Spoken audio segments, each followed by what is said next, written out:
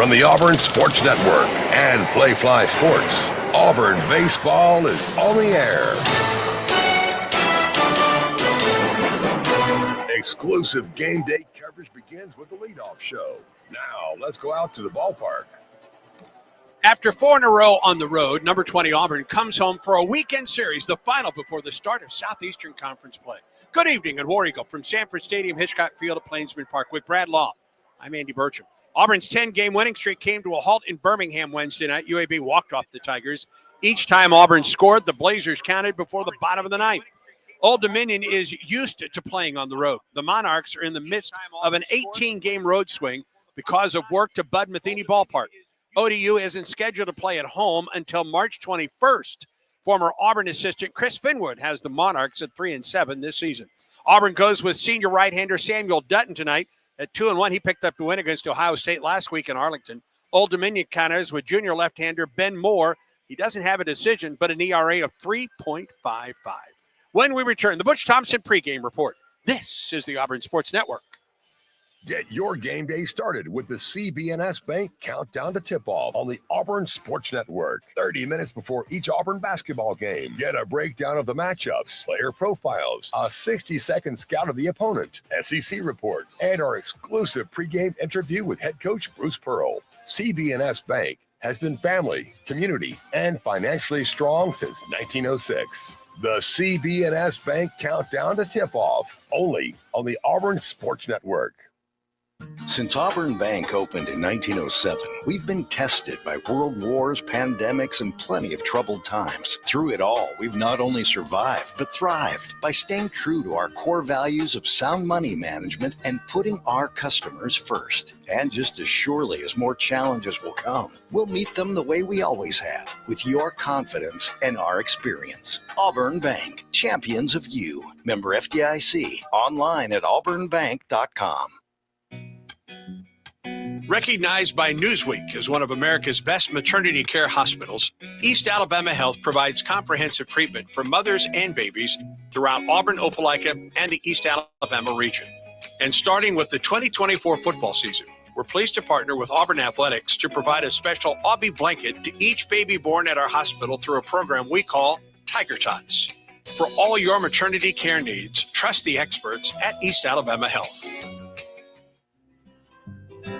Strike out ants, termites, and other pests with a call to Cook's Pest Control.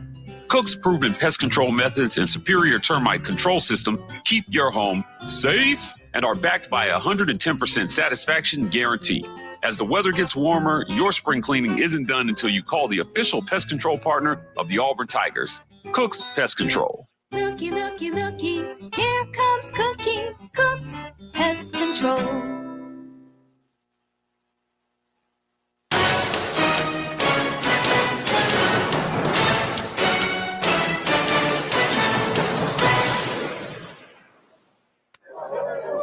Game day coverage of Auburn baseball continues now with our exclusive pregame conversation with head coach Butch Thompson. Final weekend of non-SEC play, and you've got a really good ball club in here for this weekend. We do. You know, everybody's playing good people. It's Division I baseball, but especially if you start with the left-handed pitchers, the 3 starters that Ohio Dominion have listed. These first 2 guys, man, they're just – it's microscopic what lefties have done off this starting left-handed pitcher today and tomorrow.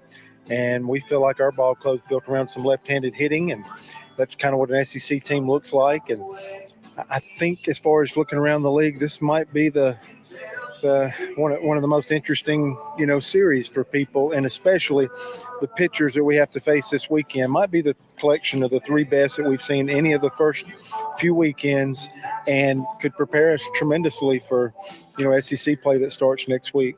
There's a lot of Auburn influence in that other dugout, isn't there? Well, Chris Finwood is in his 14th year there, and when my first opportunity to come to Auburn as assistant coach on Tom Slater's staff, Chris was leaving at the time and going to be the head coach of Western Kentucky, I think, and that gave me an opportunity to come here and start my coaching career at Auburn.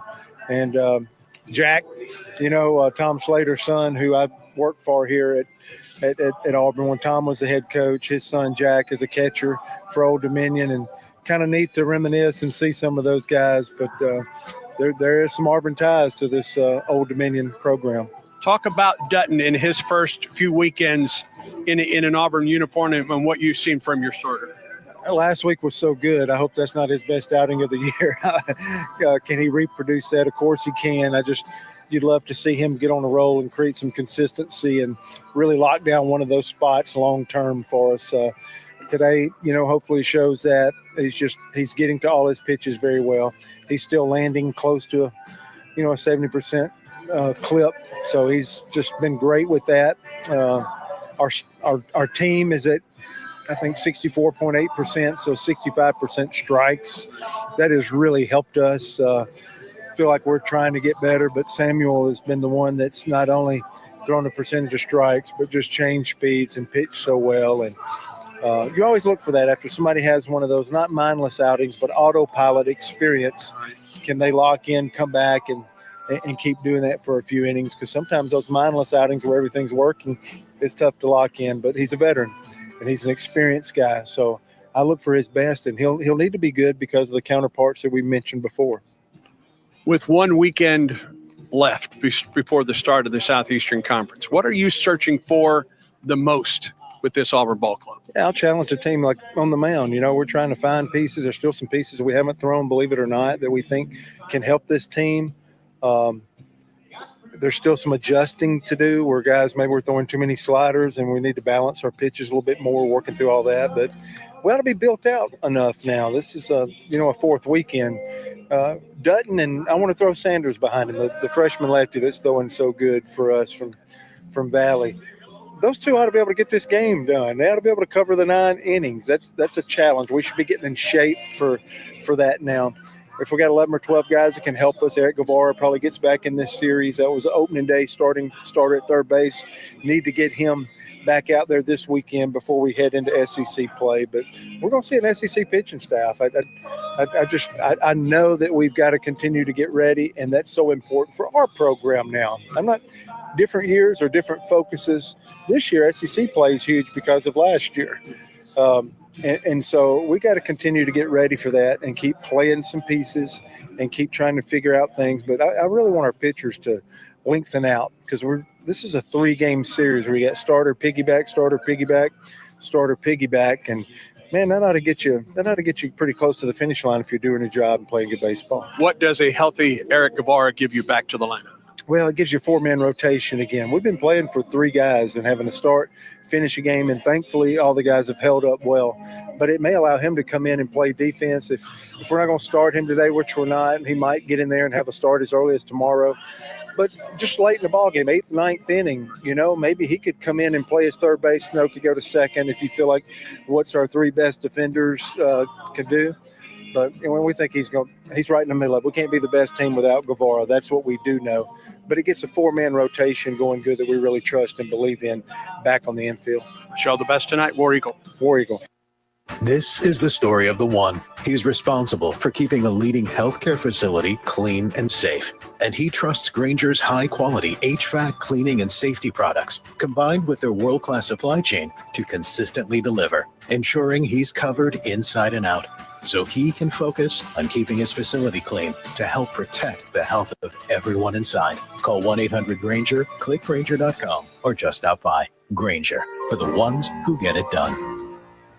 It's a great day to get vaccinated. Many children and adults that delayed vaccination during the pandemic are still behind schedule. It is crucial that we take the steps to get everyone back on track with their routine immunizations. Children and teens can still catch up on their vaccinations even if they start late. Make sure you and your family are up to date on all recommended vaccines, including respiratory virus vaccine. Let's all do our part to get back on track. Don't wait. Vaccinate. For more information, visit alabamapublichealth.gov/IMM.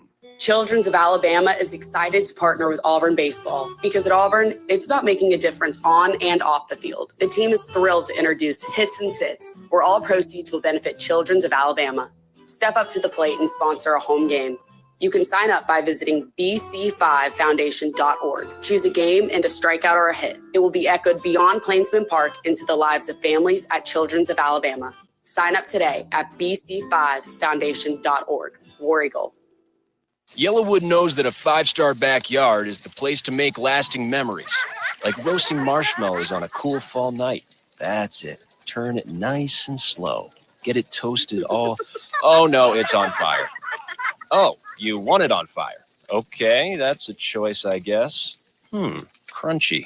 For 5-star backyards and the most memorable experiences, Yellowwood brand pressure-treated pine. If it doesn't have that yellow tag, you don't want it. The starting lineups are presented by Yellowwood brand pressure-treated pine. If it doesn't have that yellow tag, you don't want it. We'll start with the visitors from Old Dominion. The Monarchs are 3-7 on the season. Chris Finwood, the head coach in his 14th year. And here's what the lineup looks like. Center fielder Ryan Thomas is the leadoff hitter. The DH, Ephraim Morales, bats second. Hitting third and playing left field, it's Luke Waters. Zach Late is the first baseman and cleanup hitter. Batting fifth, the right fielder, Kanan George. Maverick Stallings is the third baseman. He'll bat sixth. Hitting seventh, the shortstop, Kyle Edwards. Evan Holman catches and bats eighth. And batting ninth and playing second base for the Monarchs, it's Teron Hammond. Again, for Old Dominion, Thomas, Morales, Waters, Late, George, Stallings, Edwards, Holman, and Hammond. Now for the Auburn Tigers, Butch Thompson's team looking to start another winning streak. Here's what the lineup looks like for Auburn. Eric Snow, the leadoff man at third base once again. Cooper McMurray moves into the 2 slot tonight for the Tigers, the first baseman batting second. Ike Irish will do the catching and hit third. The cleanup hitter tonight is the shortstop, Derek Fabian. Cade Ballou in left field for tonight's ballgame. He will bat fifth, hitting sixth and playing second base. It's the SEC Freshman of the Week, Chris Rembert. Chase Freilich, one of the top freshman hitters in America, is the DH. He will bat seventh, hitting eighth. And starting in right field tonight, Addison Klepsch, another fantastic freshman. And rounding out the order in center field, it's Bristol Carter. Again, for the Tigers, Snow, McMurray, Irish, Fabian, Ballou, Rembert, Freilich, Klepsch, and Carter. Just about set for baseball. The two head coaches meeting with our umpiring crew at home plate. A little chilly tonight, but really comfortable night for baseball, and good to see the Tigers and a good crowd filing in on a Friday night at Plainsman Park. One final pregame timeout, and then we're back with the first pitch. The Auburn Tigers take the field when we return to Plainsman Park. This is the Auburn Sports Network. Since Auburn Bank opened in 1907, we've been tested by world wars, pandemics, and plenty of troubled times. Through it all, we've not only survived, but thrived by staying true to our core values of sound money management and putting our customers first. And just as surely as more challenges will come, we'll meet them the way we always have, with your confidence and our experience. Auburn Bank, champions of you. Member FDIC, online at auburnbank.com. Yellowwood knows that a 5-star backyard is the place to make lasting memories, like roasting marshmallows on a cool fall night. That's it. Turn it nice and slow. Get it toasted all. Oh, no, it's on fire. Oh, you want it on fire. Okay, that's a choice, I guess. Crunchy. For 5-star backyards and the most memorable experiences, Yellowwood brand pressure-treated pine. If it doesn't have that yellow tag, you don't want it. This is Coach Bruce Pearl on the Ford F-150 Highlight Show. I tell my team that if we play smart, out-hustle the competition, and work hard each and every day, we can be winners. And you know what? That's how Ford F-150 does it too. Offering an outstanding combination of smart tech, power, and capability, F-150 is the key to help me win the day. Hey, why don't you see how the official truck of the Auburn Tigers can help you? Go to buyfordnow.com or see your local Ford dealer today. War Eagle. Get comprehensive coverage of every Auburn basketball game right here on the Auburn Sports Network on the Regions Bank postgame show. Analysis, scores, stats, plus an exclusive interview with head coach Bruce Pearl. Regions Bank is proud to be the official bank of the SEC.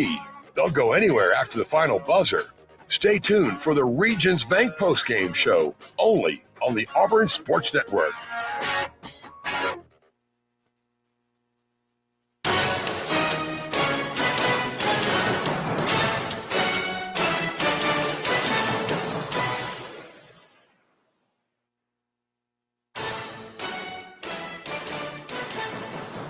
Exclusive play-by-play coverage of Auburn baseball is brought to you by the Alabama Department of Public Health. Don't wait. Vaccinate. Protect yourself and others by staying current on all recommended vaccines.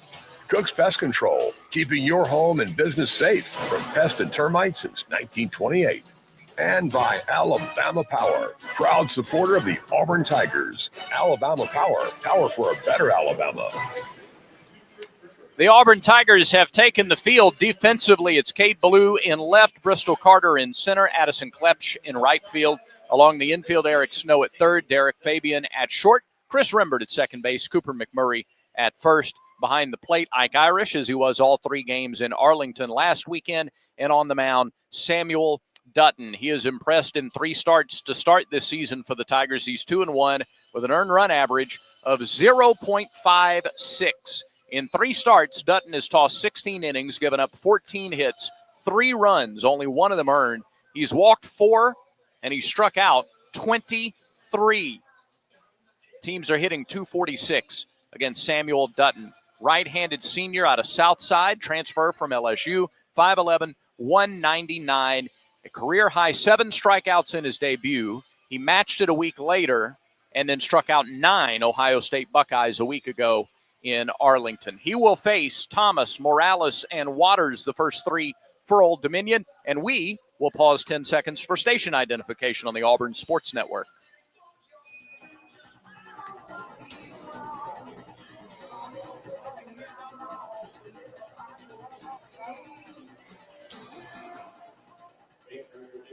Very happy to have the voice of the Tigers, Andy Burcham, taking you through the first 3 innings at Plainsman Park. It's a Friday night on the Plains. Andy, take it away. All right, Brad, thank you very much. First pitch weather forecast is brought to you by Blue Moon. When you choose Blue Moon, everything becomes brighter. Check your local store for Blue Moon. Made brighter. Celebrate responsibly.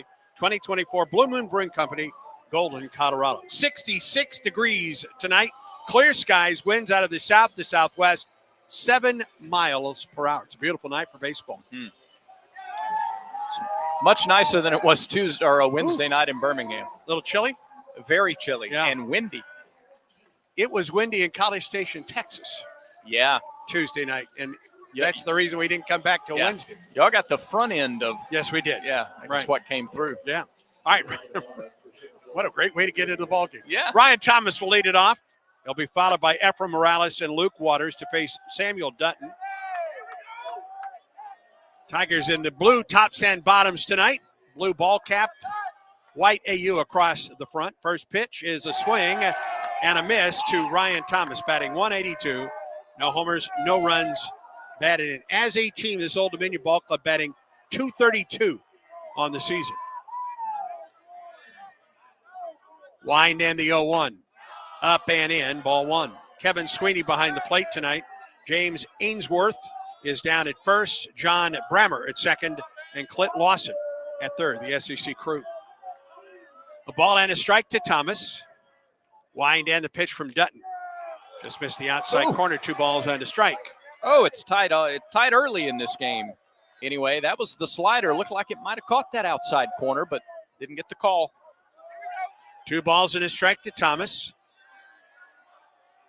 Dutton winds and fires. Chopper off the end of the bat. Back to the pitcher. Reaches down with the bare hand and throws to first in time for the out. Nicely played. Dutton didn't rush it, Brady. No, he didn't rush. It was his ball all the way. He collected himself, made sure that his center was squared, feet were set, made the throw, and then Cooper McMurray with a nice stretch, too, to get to the ball. And I'll tell you, and watching games in this ballpark, especially evening when it starts to get a little cooler, he did a great job of setting that right foot. Yeah. I've seen many times where that foot goes out from under you, and then you have no play at all. 1 out, and it brings Ephraim Morales to the plate, the DH, batting 300, no homers, 5 runs batted in. Auburn guards the line with Eric Snow at third. The pitch, swing at the slider, and a strike. Dutton this season, one of his strengths has been that he hasn't had to rely on one pitch. The fastball has been called strikes. He's gotten swings and misses. 0-1, a little bit up. Ooh. It appears early on to be a rather small strike zone. You are not kidding. Fastball, slider, change, and a cutter. It's cozy. 1 ball and 1 strike to Morales. Fastball, slider, changeup, even a curveball, a straight curveball, and he's throwing them for strikes. 1-1, high fastball, swing and a miss. I think he actually got a piece of that. That was 93 from Dutton. And it was up and in, and it followed a slider just a little bit away. So mixing locations and pitches. A ball and 2 strikes the count to Morales. Dutton winds and fires. Missed outside. 2 balls and 2 strikes. Luke Waters, the left fielder, on deck for the Monarchs of Old Dominion. Coached by former Auburn assistant, now in his 14th season in Roanoke, Chris Finwood. 2-2.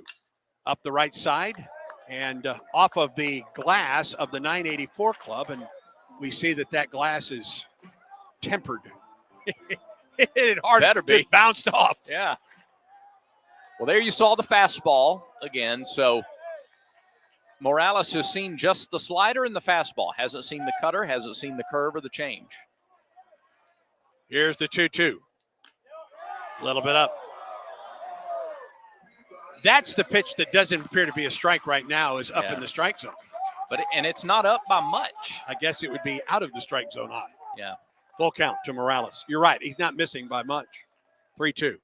High fly ball, deep left field. That's going to lead the ballpark. First home run of the year for Ephraim Morales. And Old Dominion has a 1-0 lead. Just the 6th home run of the year for ODU. He got a pitch up and knew what to do with it. And he got an advantageous count. Dutton worked ahead most of the time last week against Ohio State.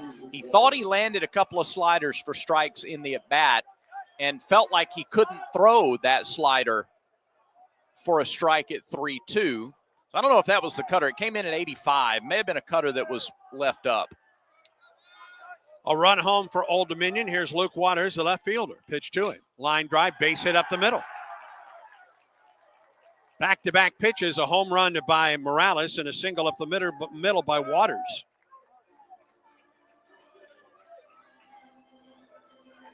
That was a hanging breaking ball. Belt high over the plate that was hit out of the ballpark.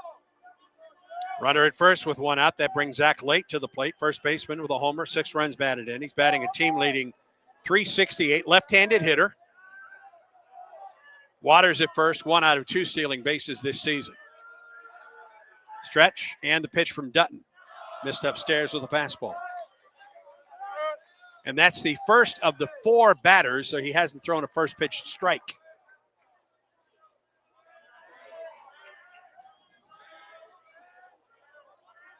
Dutton comes set in the pitch. There's a strike. Off-speed delivery, dropped in for a strike, a ball and a strike. Fabian, the Auburn shortstop, up the middle. The second baseman, Rembert, on the right side, plays the big first baseman to pull this one. 1-1 to Late. That missed high. 2 balls and a strike. That slipped on Samuel. He didn't complete his follow-through all the way. That was rough right out of the hand.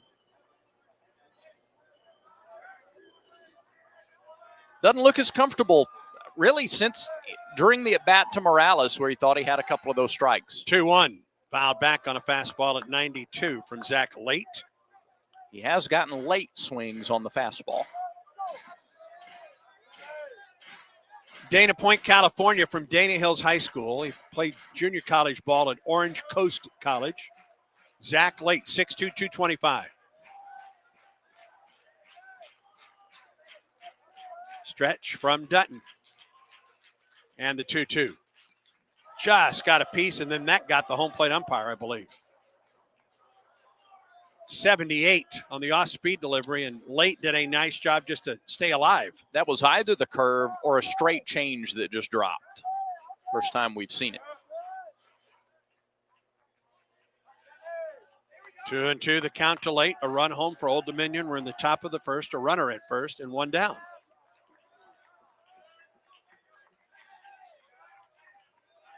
Off the stretch, Dutton. Now the 2-2 pitch. Fouled off that pitch. Up the left side, above the Auburn dugout, off the screen. It's an Old Dominion ball club that's only hit into 6 double plays this season. They've been a better pitching team than a hitting team. They haven't had a big offensive explosion so far this year. 2-2. Late to the first base side, off of a McMurray. He retrieves the ball, gets to first in time for the out. When it bounced away from him, he had no chance to get the lead runner down at second. So a fielder's choice. 3 unassisted, 2 outs in the inning, and Waters down at second. And it brings Kanan George to the plate, right fielder. Out of Miami, batting .235 with a homer and 3 runs batted in. A runner at second with 2 outs in the inning. 19 pitches so far for Dutton in the first. Old Dominion leads 1-0. The stretch and the pitch home. That's the curve in there for the strike. 69 on the strike to George. Has thrown a strike to 4 of the 5 hitters here in the first inning. A first pitch strike, the 0-1. Same pitch, same result. 0-2. So it's interesting. The high part of the strike zone seems to have been there the last couple times he's thrown the curveball. Right. The curve, it seems to be there. Right. 0-2 to George. Runner gets his lead at second. The pitch. That was a fastball well out of the strike zone high. A ball and 2 strikes the count. 1-0. Old Dominion leads. We're in the top of the first. A runner at second, 2 down. Now the 1-2 to George from Dutton. Swing and a miss. Tagged out by Irish, and the inning comes to a close. First strikeout of the night for Dutton. K-Counter presented by Kia of Auburn, where you're always number 1. No runs, 2 hits, no errors, and a man left for Old Dominion. 1-0. Old Dominion leads. We go to the bottom half of the first. And this is the Auburn Sports Network. Here's a clip from a recent Talking Tigers podcast with Andy Burcham. Auburn men's basketball manager Sam Cunningham. When did the idea of coming to Auburn, when did the idea of wanting to work with the basketball program come into your mind, Sam? Well, my family's diehard Auburn fans, so this is the only school I applied to. This was the only school I was looking forward to coming to. So my main goal was getting here, and then when BP said he was saving me a spot, it gave me extra determination to get into Auburn to come work with BP. Okay. And then I love sports, and cancer kind of took away me playing sports, so that's the way to keep me involved with sports. A new episode of the Talking Tigers podcast is released every Monday, wherever you listen to podcasts. Like and subscribe to the Talking Tigers podcast, only from the Auburn Sports Network.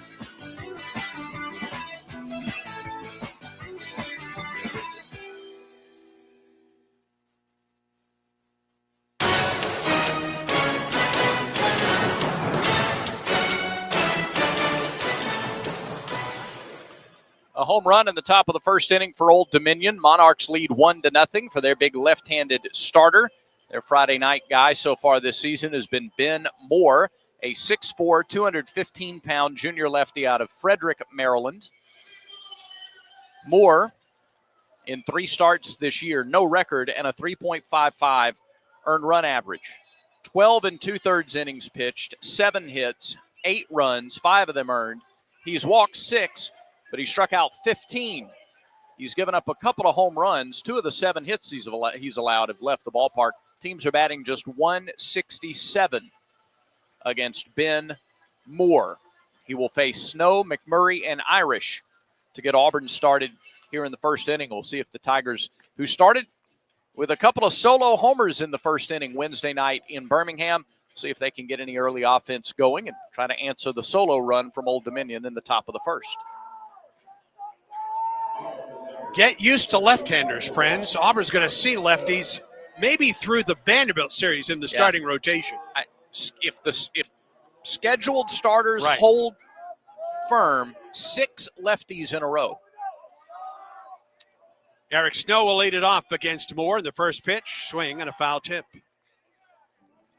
Snow hitting .362, a couple homers, 8 runs batted in.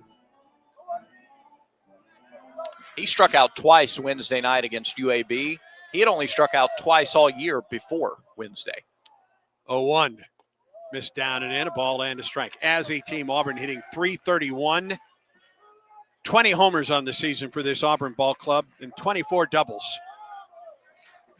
Snow, McMurray, and Irish, the scheduled 3, the pitch. Dropped in there for a strike. I think the swing and the miss is something to watch in this game because Moore is a strikeout pitcher, better than 1 per inning, and Auburn as a team just doesn't strike out that much. Sets up on the left side of the rubber. Moore's 1-2 pitch to Snow up the third baseline, foul by about 5 feet. Count remains a ball and 2 strikes. 4 strikeouts for Snow, 4 for Chase Fralick, just 5 for Derek Fabian. You got some guys who are making contact more often than not. That .331 average, by the way, 4th best in the SEC. 1-2 pitch to Snow. Here it is. Chopper foul at the plate again. Well, Old Dominion got 24 pitches into Dutton in the top of the first. Auburn would love to work the pitch count of this guy up as well. Auburn feels much better if it gets to the bullpen tonight against Old Dominion. Their 3 starters are legit, friends.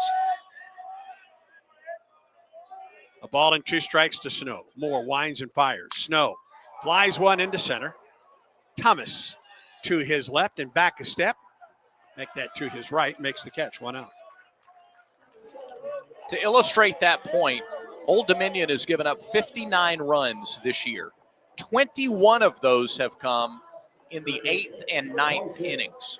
So over a third of the runs they've allowed have come at the very back end of the last 2 innings of their ball games. So if you can get into the bullpen, I feel like you can have a much better shot. That's true of a lot of teams, but I think the gap's larger here. It's Cooper McMurray, first pitch, a fastball at 93 in there for a strike to the Auburn first baseman. Leads Auburn, hitting .444, 4 homers, 16 runs batted in. Now the wind in the 0-1. Just in, maybe a little bit down, a ball and a strike.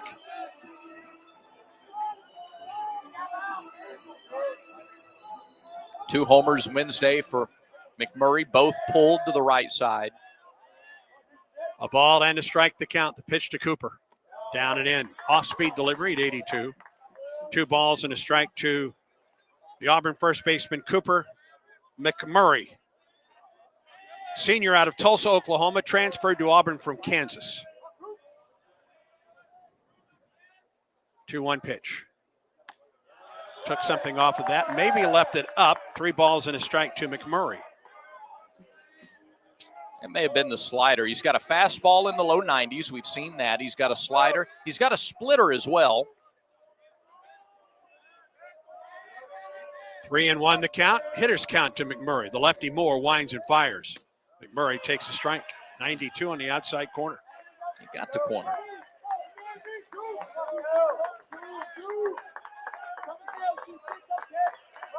Count goes full to McMurray. Irish on deck for Auburn. Tigers trail 1-0. We're in the first. The pitch. McMurray chops it to the shortstop in the shift. He flips to first for the out. 2 down. Or excuse me. Yes, 2 outs.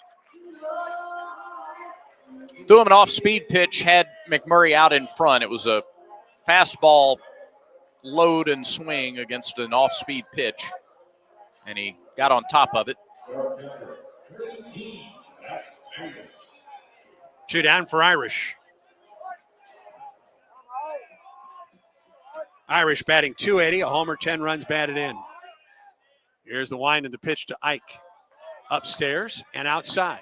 1 ball and no strikes to the Auburn catcher.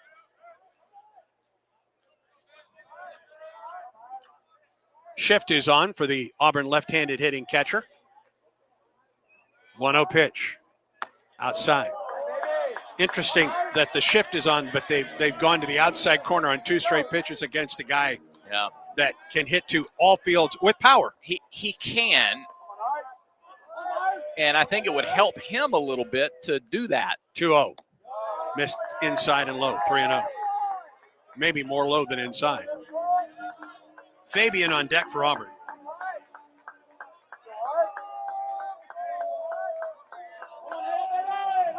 Two outs, nobody on for Auburn. The 3-0 pitch to Irish. Missed outside.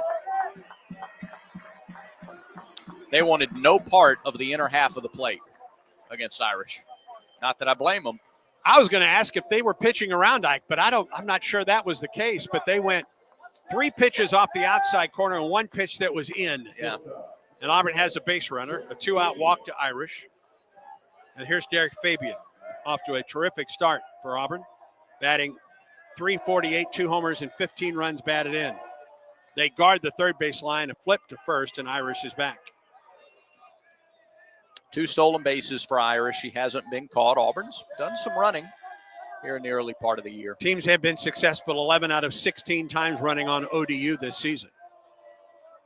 Stretch in the pitch. Inside and hitting. Up above the elbow, but he wears one of those braces, and he's all right, and he's at first, and that'll bring Cade Ballou to the plate.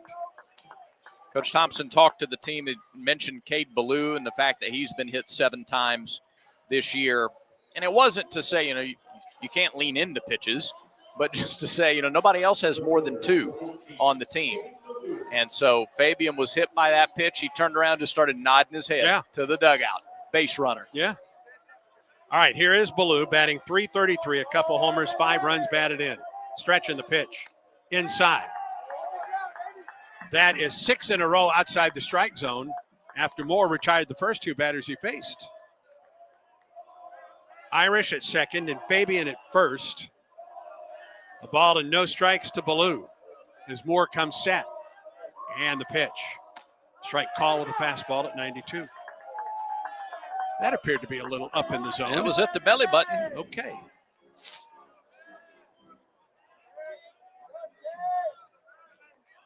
Outfield plays it deep with Ballou at the plate. Stretch in the pitch.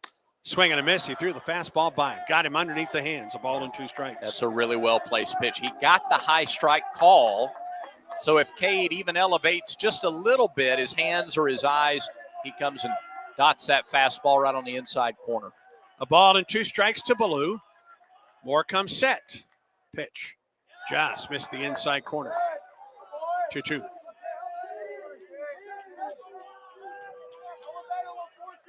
Irish at second and Fabian at first. Auburn trails 1-0. 2-out walk, 2-out hit batter for the Tigers here in the bottom of the first. Now the pitch. Ball 3. Just a little bit in. And now the runners are off with this pitch on a 3-2 count.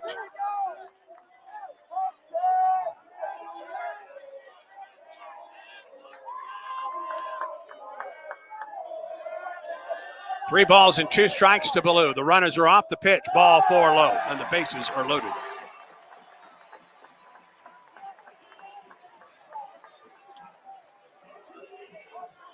And here is the SEC Freshman of the Week, Chris Rembert.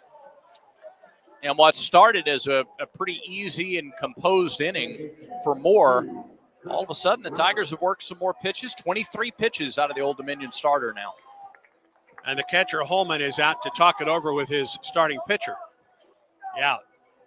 Snow retired on a fly ball to center, a ground out by McMurray, who did work a 3-2 count. And then a 4-pitch walk to Irish. Fabian was hit by the next pitch, and Ballou worked a full count, and Moore lost him to a walk, and the bases are loaded with 2 outs with Rembert at the plate. 6 walks, 2 hit batters coming into the game for Moore. Now 2 walks and a hit batter in this inning for their starter.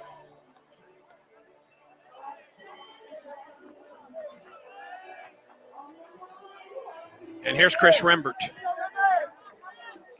Hitting .316 this season with runners on base, .357 with runners in scoring position. A .188 with 2 outs in an inning. Pitch is high, ball 1. Well, we talked about the pitch count of Dutton in the top of the first. Auburn has worked the pitch count of Moore here in the bottom. Moore comes set. The pitch on the way. Rembert fouled it back to the screen, had a good cut at a fastball. 3 homers, 12 runs batted in for the Auburn freshman, batting .294.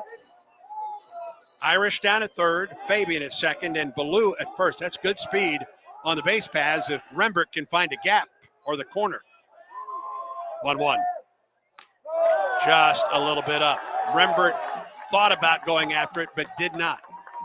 2 balls and a strike. I think that was up, Brad. Yeah, it was up, and it was just a little out. It was as far out as those pitches in the top of the first we thought could have been strikes for Dutton. 2-1 pitch. Rembert up the first base line, but foul above the tarp, and back onto the playing surface. The count is even at 2-2.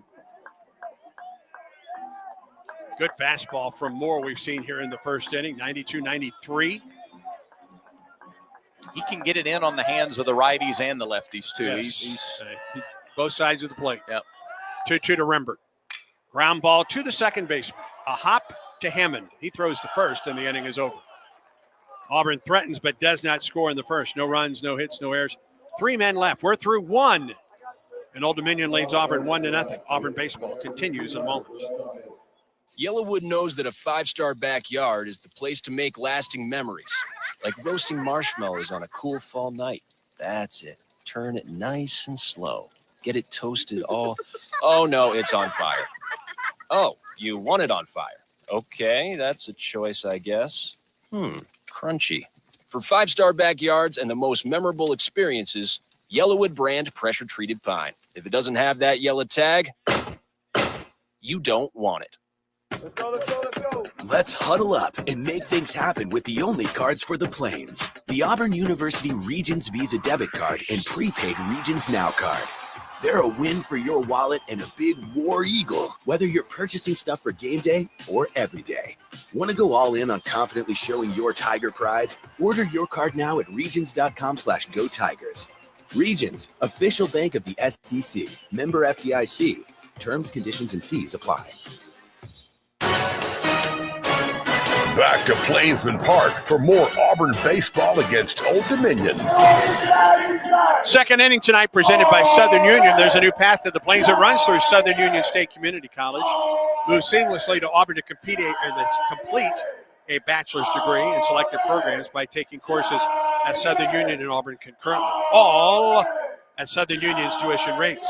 Let Southern Union put you on a path to the Plains.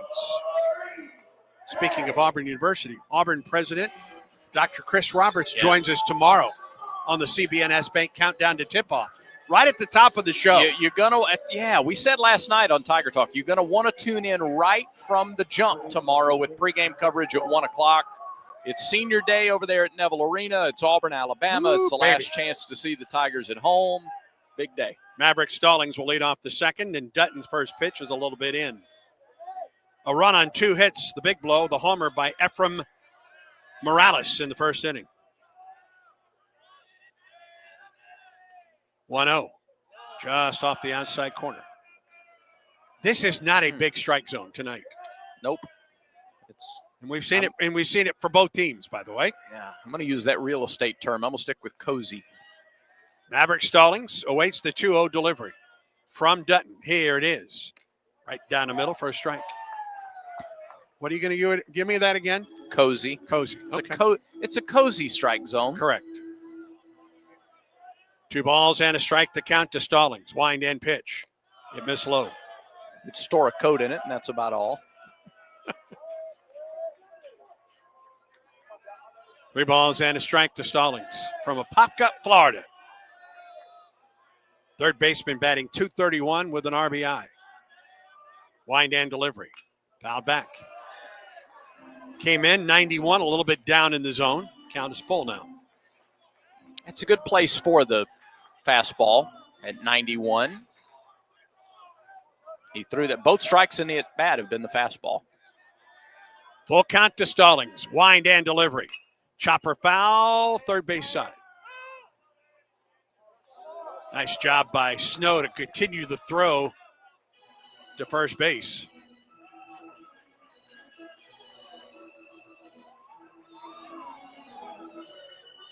.27 pitches so far for Samuel Dutton. Yeah, he'd love a quick inning here or there if he can get it. Butch Thompson mentioned in the pregame, you'd really love to be able to go Dutton to Sanders. And that's it, 3-2. Yeah. Got him swinging with a high fastball. 92 on the heater from Dutton, his second consecutive strikeout. K-Counter presented by Kia of Auburn, where you're always number 1. Strike 1 and strike 2 were both on the fastball, but they were like just below the knees. That fastball was elevated, and Stallings couldn't catch it. 1 out for Edwards. Pitch, and there for a strike.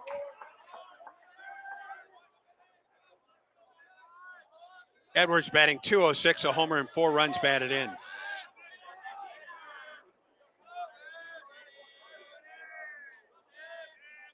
Dutton, the wind and delivery.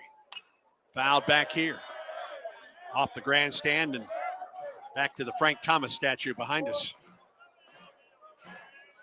Tell you what, you drive by that statue at night with the lights on it. Yeah. It's pretty impressive. Yes, it is. Not that it is impressive in the daylight, but it's fitting. Yeah. No balls and 2 strikes. Count the pitch. Missed upstairs with a fastball. 93, a ball and 2 strikes to Edwards, batting .206, a homer and 4 runs batted in.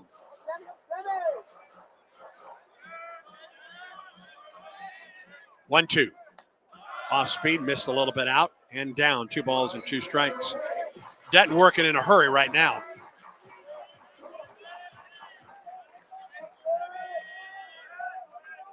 Very compact motion. Pitch. Jammed him, and he fouled it back. Interesting dynamic. Pitchers calling their own games. Ike Irish is going to make suggestions. He's going to make the aggressive suggestion, especially with 2 strikes. You're going to see these pitchers coming after the hitters. 2-2 pitch. Here it is. Miss low, blocked by Ike. Count goes full. Just about everything that Ike does is aggressive. Right. Yeah. It's on brand for him. Yes, it is. Third baseman Snow guards the line.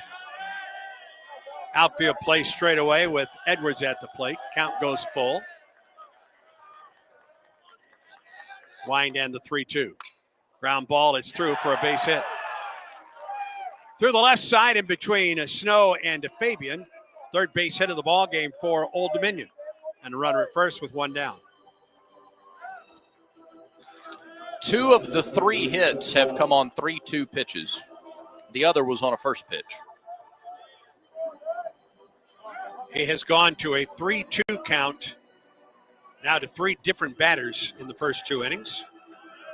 There's Evan Holman, the catcher. 2 hits and 1 strikeout in those 3. Edwards at first, their best base stealer, 6-for-6, a throw over. He wasn't that far off the bag as he's back standing up.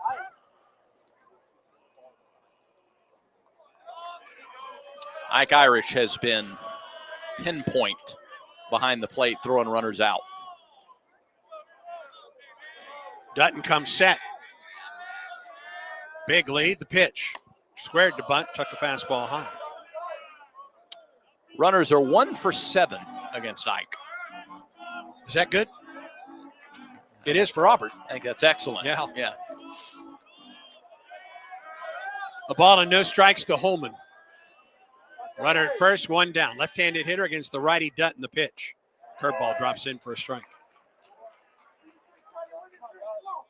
That is the pitch that both of these pitchers, primarily though Dutton, has been getting for a strike up in the strike zone. Yeah. Not so much with the fastball. So another throw to first. And Edwards is back. Holman 5 for 21. He has 4 strikeouts. Hammond behind him 3 for 10. These guys have played a little bit less. They've been a little less strikeout prone. 1-1. Little up. Did he go? He did not. Auburn dugout thought it should have been a strike regardless. 2-1.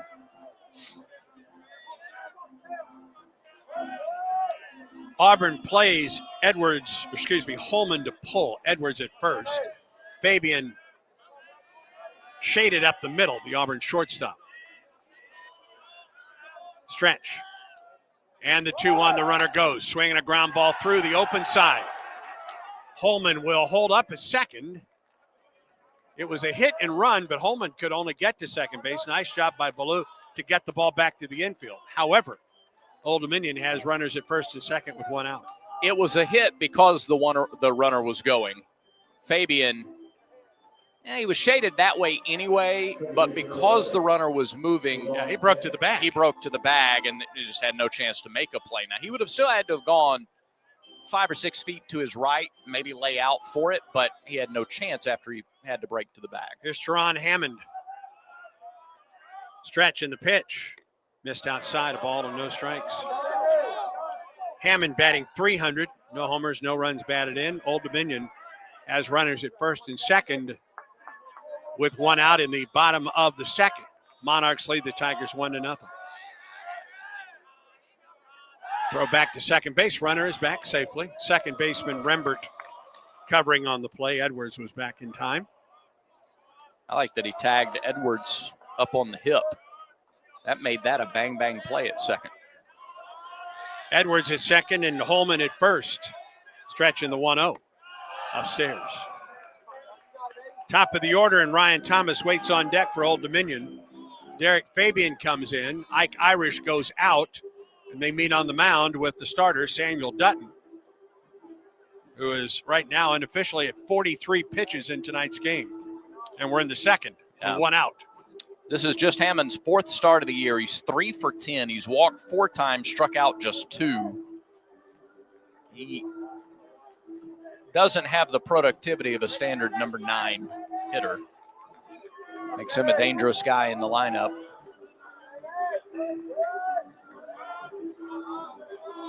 Kyle Edwards at second and Evan Holman at first. 2 balls and no strikes to Hammond. Dutton trying to work through the second. Now he shows bunt, and there's a strike to Teron Hammond. He just reared back and threw him a fastball. He reared back and threw him a strike. Yeah. 2-1. Whew. Man, oh man. Cozy. 3-1. That pitch had the strike zone, I thought. We might be here for a while. Yeah, if that's the strike zone. 3 balls and a strike to Hammond. Here's the stretch and the pitch. And he missed upstairs, and the bases are loaded.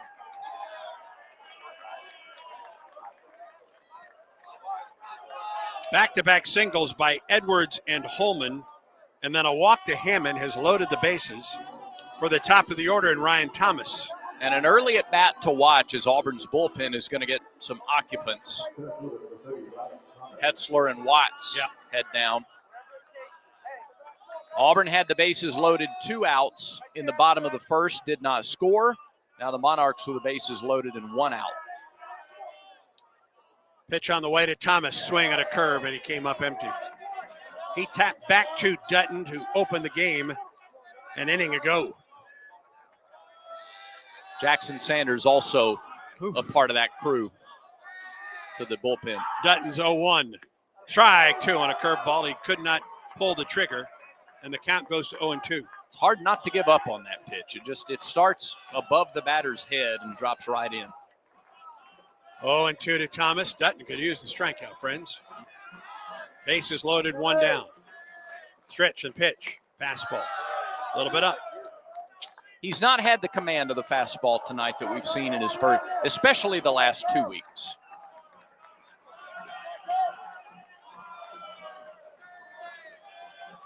A ball and 2 strikes to Thomas. The pitch. Got him with another curveball, a swing, and a foul tip into the glove of the catcher, and there's 2 outs. Third strikeout for Dutton and the Tigers. K-Counter presented by Kia of Auburn, where you're always number 1. All right, so he may not go 6 or 7 innings in this game tonight, but how will Dutton battle to get through? He's at the 50-pitch mark, so more than just closing out the second. Let's see the fight and the battle out of the senior right-hander. There's Efren Morales, pitch to him, fastball upstairs. Right now, his best pitch is that curveball. That's correct. Which is tough because you can't go away from the others and go exclusively to the curve. No. Morales hit a home run in the first. He bats with the bases loaded in the second. There's a strike. Another curveball in there. A ball and a strike now to Morales. Edwards at third, Holman at second, and Hammond down at first. They're there with 2 down. Dutton comes set. 1-1, here it is. Fly ball into center. Out the second baseman, Rembert. He is there, and the inning comes to a close. Nice job. Just like Moore in the bottom of the first, Dutton works out of a bases-loaded jam in the top of the second. No runs, 2 hits, no errors, and 3 men left. To the bottom of the second, Old Dominion leads Auburn 1-0. And this is the Auburn Sports Network. Hip pain is not to be taken lightly. It could be a sign of hip impingement. If pain, stiffness, or limping persists, see a hip specialist at the Orthopedic Clinic. Treatment includes non-surgical options, but if surgery is needed, minimally invasive arthroscopic hip surgery is only available locally at the Orthopedic Clinic. Don't wait. Schedule an examination today. Call for an appointment, 334-749-8303, or visit theorthoclinic.com. For 70 years, Max Credit Union has been more than just a financial institution. We've been a part of your community, your milestones, your dreams. At Max, you're not just a customer. You're a member, a neighbor, a friend. So as we celebrate 70 years of trust, service, and financial growth, we want to say thank you. Thank you for choosing Max, and thank you for letting us be a part of your journey. Max Credit Union, 70 years strong and just getting started. Federally insured by NCUA.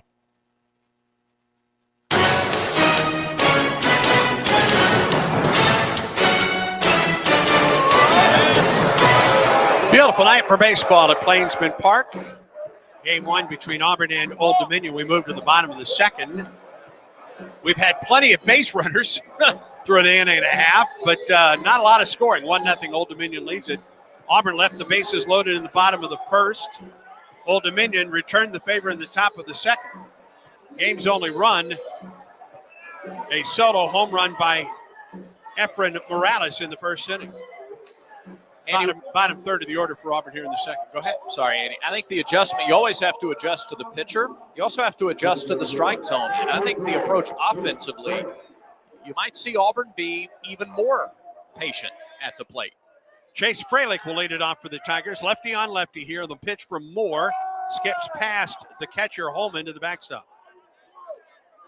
That is the 29th pitch thrown by Moore. At this rate, neither of these starters are going to work deep into the ballgame unless they find a groove. No, you're going to be into the bullpens sooner rather than later.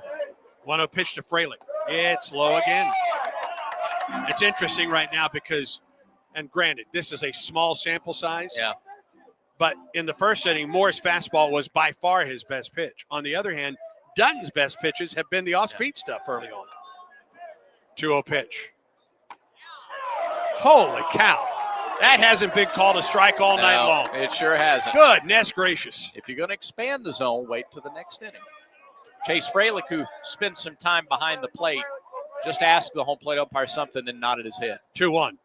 There's a strike. Good pitch on the inside corner. 2-2. Freilich, Klepsch, and a Carter for Auburn here in the second. Now the 2-2 pitch. High, ball 3.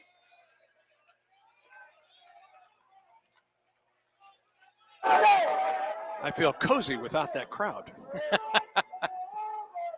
Full count now to Freilich. Third 3-ball, 2-strike count. The pitch. Strike called in the outside corner. He found the off-speed pitch there. First strikeout of the night for Moore. And here is Addison Klepsch. Right fielder for the Tigers.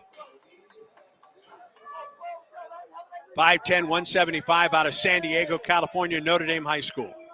First pitch to him. Drops in there for a strike. All right. Well, if Moore begins to get into a groove, finding the strike zone, then you adjust your approach again, maybe get a little more aggressive against it. 0-1 delivery. Just missed the outside corner. He had Klepsch on his front foot. Count as a ball and a strike. Klepsch is a guy that they really believe in. He's a part. He just hasn't had the opportunities yet this year. Here's the 1-1. Ground ball right back to the pitcher on a hop. 2 first, he underhands it for the out. That was destined for center field, but Moore reached down and speared it 2 down. Yeah, you live with that approach. That's a great swing. You're aiming to send it right back up the middle, and Moore just happened to stick the glove out and found it.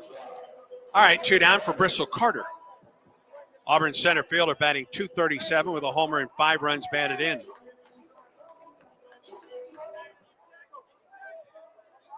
He bats with 2 outs and nobody on. The wind and the pitch from Moore. It missed the outside corner, a ball and no strikes. Crowd has grown since the start of this one tonight. It's a full house out on the War Eagle wall, out in the back 40 and right center, down in the K corner. Now the 1-0. Carter takes ball too high. Parking deck is well occupied down the left side. Big crowd on the Tiger Terrace. In the grandstand and the 984 Club, Hall of Fame Club, the Broadway Club, the pitch. There's a strike. 2 balls and a strike, the count to Carter. Well, Moore seems to have found his groove here in the second inning.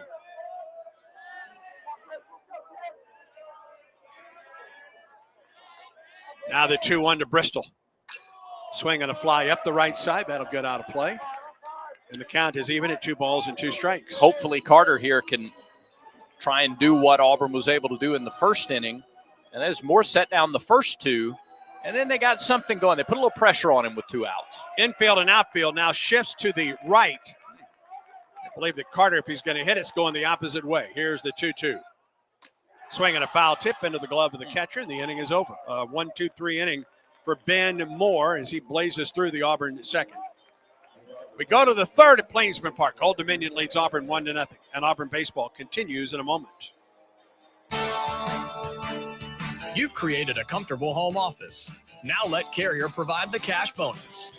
For a limited time, you can claim up to $1,550 in cool cash rebates on a qualified Carrier home comfort system. There's never been a better time to upgrade to year-round premium comfort and energy savings. Carrier, turn to the experts.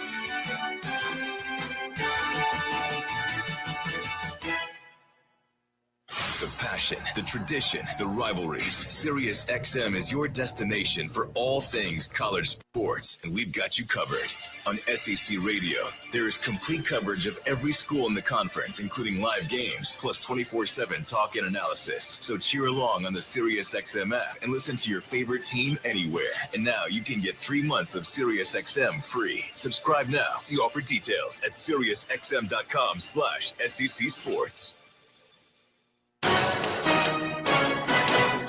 Back to more of the Tigers and Monarchs at Plainsman Park. To the top of the third, Old Dominion leads Auburn 1-0. The first of 3 with the Monarchs. 5 o'clock tomorrow and 2 o'clock on Sunday. Third inning tonight brought to you by the Vance Law Firm, where the phone number is easy to remember. They say dial 3 for me.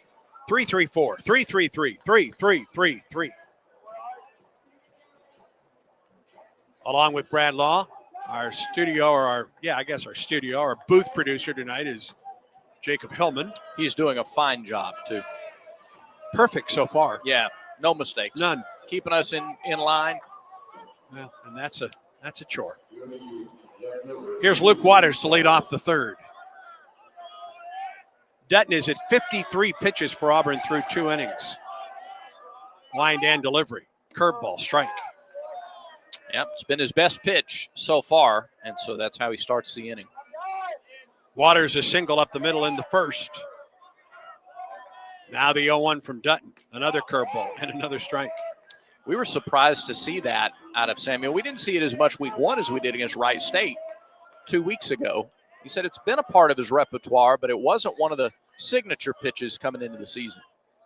0-2 pitch. He got him with a fastball up in the strike zone. 4th strikeout for Dutton. A pair of curveballs and an elevated fastball, and he sets down Waters on 3 pitches. It's appropriate they play waterfalls after Waters goes down on strikes. And this is a team that is prone to strikeouts. Waters has struck out 13 times this year. George 17 times. Stallings 13 times. They will swing. Here's Zach Late. Grounded out to the right side in the first. Wind and delivery. Curveball for a strike.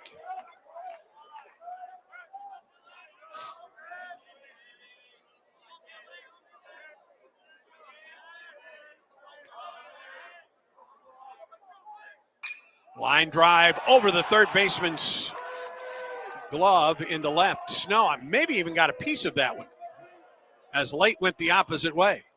A 1-out single. Yeah, if Eric's maybe 2 inches taller, maybe he can snow cone that. It was up just a little bit. Yeah. And a good job by Late to go the other way. And hit it well. Yeah. He's aboard with a one-out single, and here's Kanan George, the right fielder. Throw to first, and Late is back. He has a stolen base on one attempt this season. George, a strikeout in the first. Kanan batting .229 on the season, a homer and 3 runs batted in. Dutton has worked off the stretch almost all night for Auburn. Throw to first, runner back. Late almost caught flat-footed. It was an awkward get back. Dutton wears the eyewear, the prescription eyewear, I believe. There's a fastball that missed. 1-0 the count to Kanan George.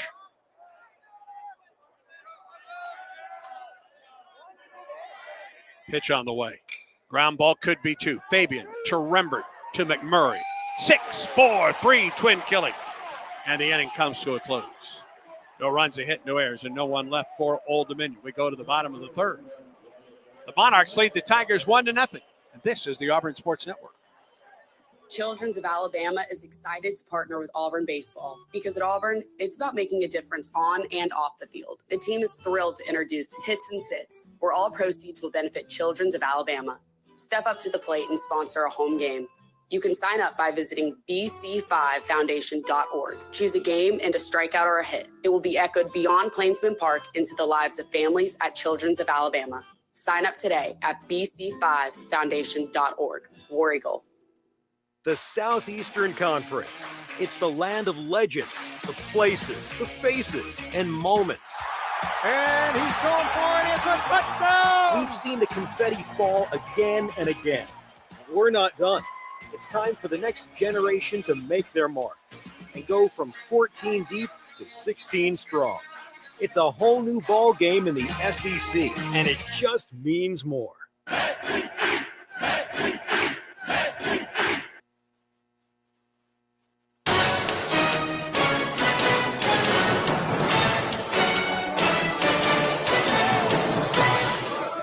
We move to the bottom of the third at Plainsman Park. Auburn and Old Dominion. The Monarchs lead Auburn 1-0. Old Dominion's had a base runner in every inning thus far. After Ben Moore worked out of a bases-loaded 2-out jam in the first, throwing 28 pitches, he set down Auburn in order in half as many in the second, and he's at 20 or 42 pitches as Auburn comes to the plate in the third, and it's the top of the order. And a second look now against the talented left-hander Ben Moore. Eric Snow will lead it off. McMurray and Irish will follow for Auburn in the third inning. 1-0, Old Dominion on top. Line end the pitch to Snow. Drops in for a strike. He did a nice job of mixing the fastball and the off-speed back in the bottom of the second inning, did Ben Moore. Now the 0-1, outside and high. Ball and a strike. Has looked much more comfortable. He got that ground ball out of Rembert to get out of that bases loaded situation in the first, and then has looked a lot more comfortable since then. Now the 1-1. Snow chops at third base side, but foul. Fielded cleanly, and a throw to first by Stallings, but it's a foul ball, a ball and 2 strikes. Every other game involving SEC teams is either underway now or final on this final pre-conference weekend. I'll give you some scores on the Yellowwood scoreboard if you'd like. Well, I would, Brad. All right. Hopefully the audience would too. We'll do that. We'll start with those after this pitch. A ball and 2 strikes to Snow. Here's the pitch. Eric swings and fouls. Georgia was a winner over Columbia, 14-5 in Athens on the Yellowwood scoreboard. In Fayetteville, Arkansas drilled Portland 20-3. In Lexington, it was Kentucky over Wofford, 12-2. Now a 1-2 pitch to Eric Snow from Ben Moore on the way. Chopper, third base, or shortstop, backhand and off his glove and into left field. And Auburn has the leadoff man on for the first time tonight. I don't know if he throws out Snow or not. That may be an infield single. It would be Auburn's first base hit of the night. We wait for the official ruling. A 2-hopper It was, he had his shoes on the edge of the outfield grass.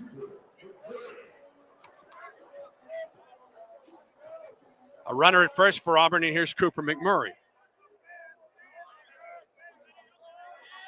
Moore gets set in the pitch. McMurray drives it down the right field line. That's a fair ball. Snow around second base will dig for third. The throw comes in. It's cut off. McMurray back to the bag. He's safe. And Auburn has runners at the corners and nobody out. Back-to-back base hits. Just at the time they announced officially that Snow's ground ball was an infield single, McMurray rips one to right. And Snow never broke stride going to third base on the play, did he? No, he did not. He knew where he was going immediately. And that will get the Old Dominion bullpen active as they send some Monarchs from the dugout to the bullpen. Runners at the corners, nobody out. Here's Ike Irish. 1-0 Old Dominion leads it. Snow at third and McMurray at first. The next pitch for Moore will be his 50th.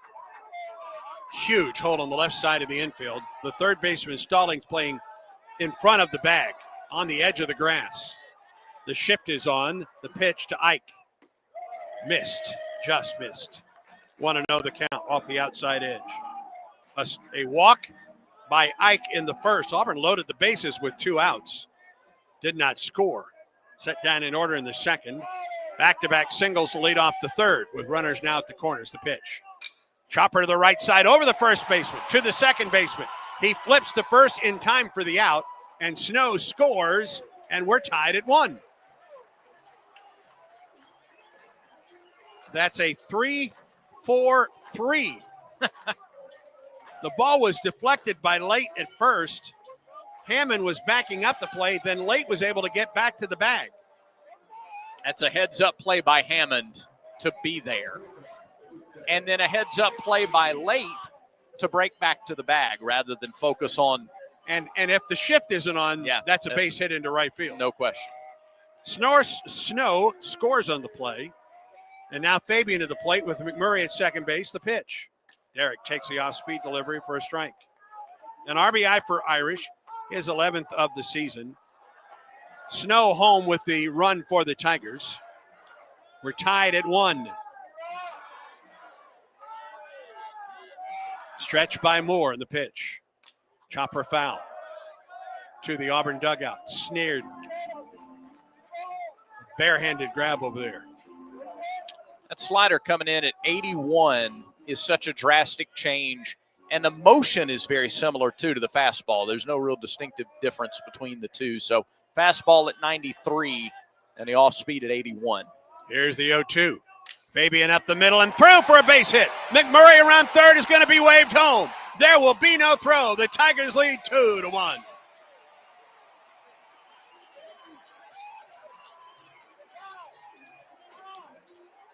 And rather than starting the rally with 2 outs, the Tigers get hits from the first 2 batters in the inning, and they set the table for the team leader in RBIs in Derek Fabian. Well, he ties McMurray now for the team lead. Again, he's been the leader most of the season, and he drives in his 16th run of the year. And McMurray ties Snow and Ballou with the most runs scored with 16 apiece. The RBI for Fabian, his 16th of the year. And here's Cade Ballou, throw to first, and Fabian is back. 3 hits in the inning for Auburn. An infield single by Snow, a single to right by McMurray, and the single up the middle by Fabian. And the Tigers lead 2-1. Ballou will walk back in. Oh, he was hit by a pitch. No, he walked back in the first inning. Throw to first, a snap throw, and Fabian is back.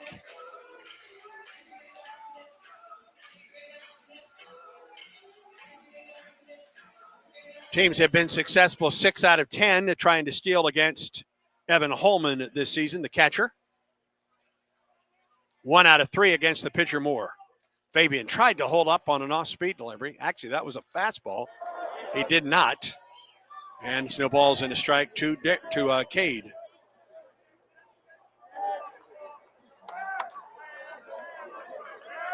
Moore has only thrown 2 balls out of the strike zone this inning. Auburn's just making contact on the strikes. 0-1 to Cade. Hit him. That got him on the right leg as we pause 10 seconds for station identification on the Auburn Sports Network.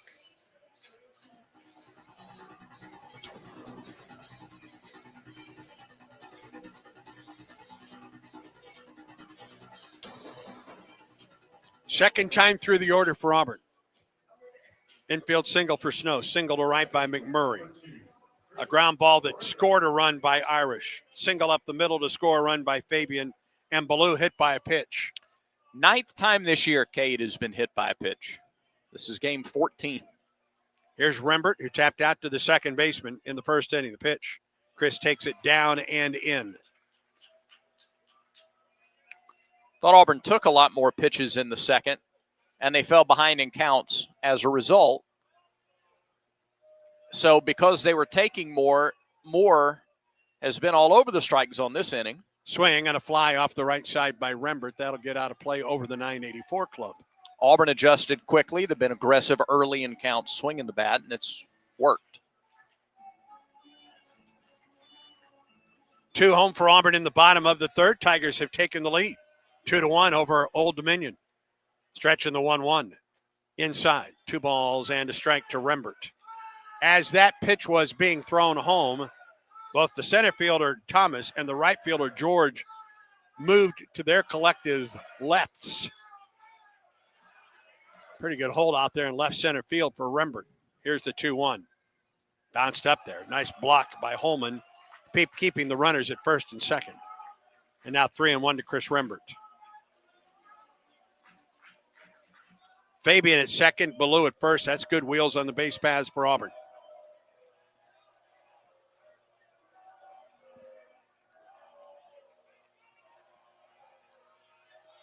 The stretch by Moore. Here comes the pitch.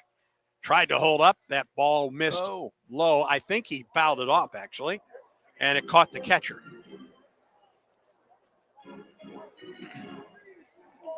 And the home plate umpire, Kevin Sweeney, gives Evan Holman a chance to walk it off. Yeah. Full count. Does Auburn start the runners here?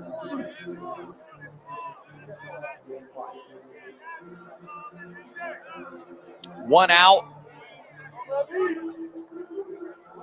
Got good speed out there. Fabian with 4 stolen bases, Ballou with 9. Teams have had some success against Holman. Yep.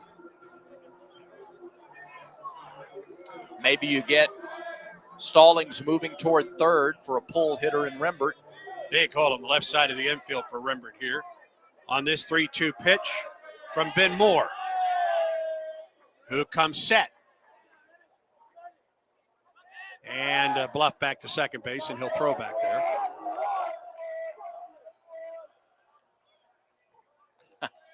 Stallings, the third baseman, playing relatively close to the line. The left fielder, Waters, though, playing way off. He's playing basically at the point where the canyon breaks back in left field. Pitch. Strike called on the outside corner. That was a good pitch for Moore. Sure was. Perfect placement.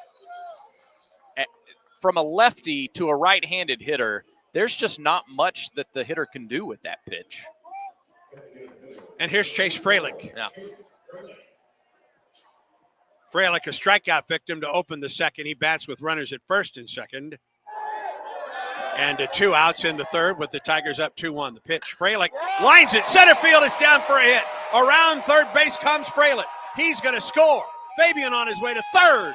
And the Tigers lead 3-1 on the single by Freilich. His 11th run batted in.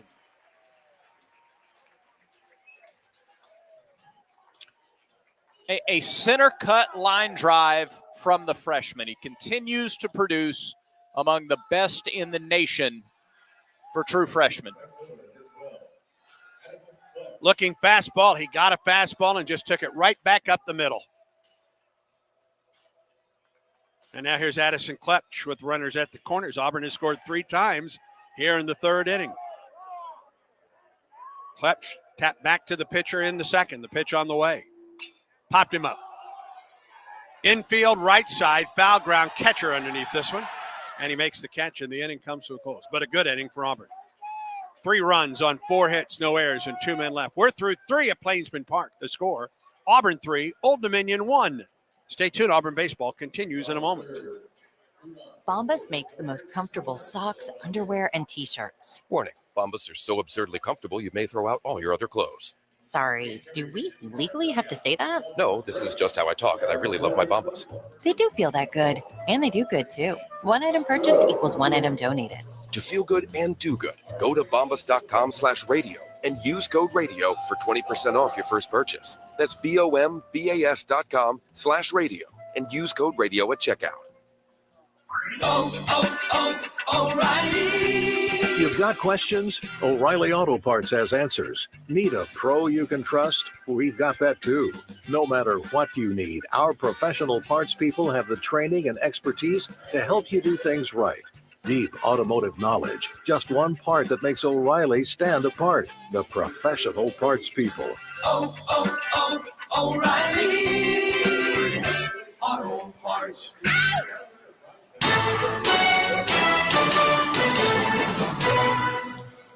We go to the fourth. Auburn on top 3-1 against Old Dominion. 6, 7, and 8 hitters for Old Dominion in the fourth. Stallings, Edwards, and Holman. And to take you through the middle three, the pride of Piedmont, Alabama. And the son of B.T. Law, here is Bradford Thomas Law. Very true. At least the last part. Now, you are the pride of Piedmont. They tell me that all the time. They do? Yes. They do? Yes, a collective. Collective. All right. Yeah. Let's go to the inning here.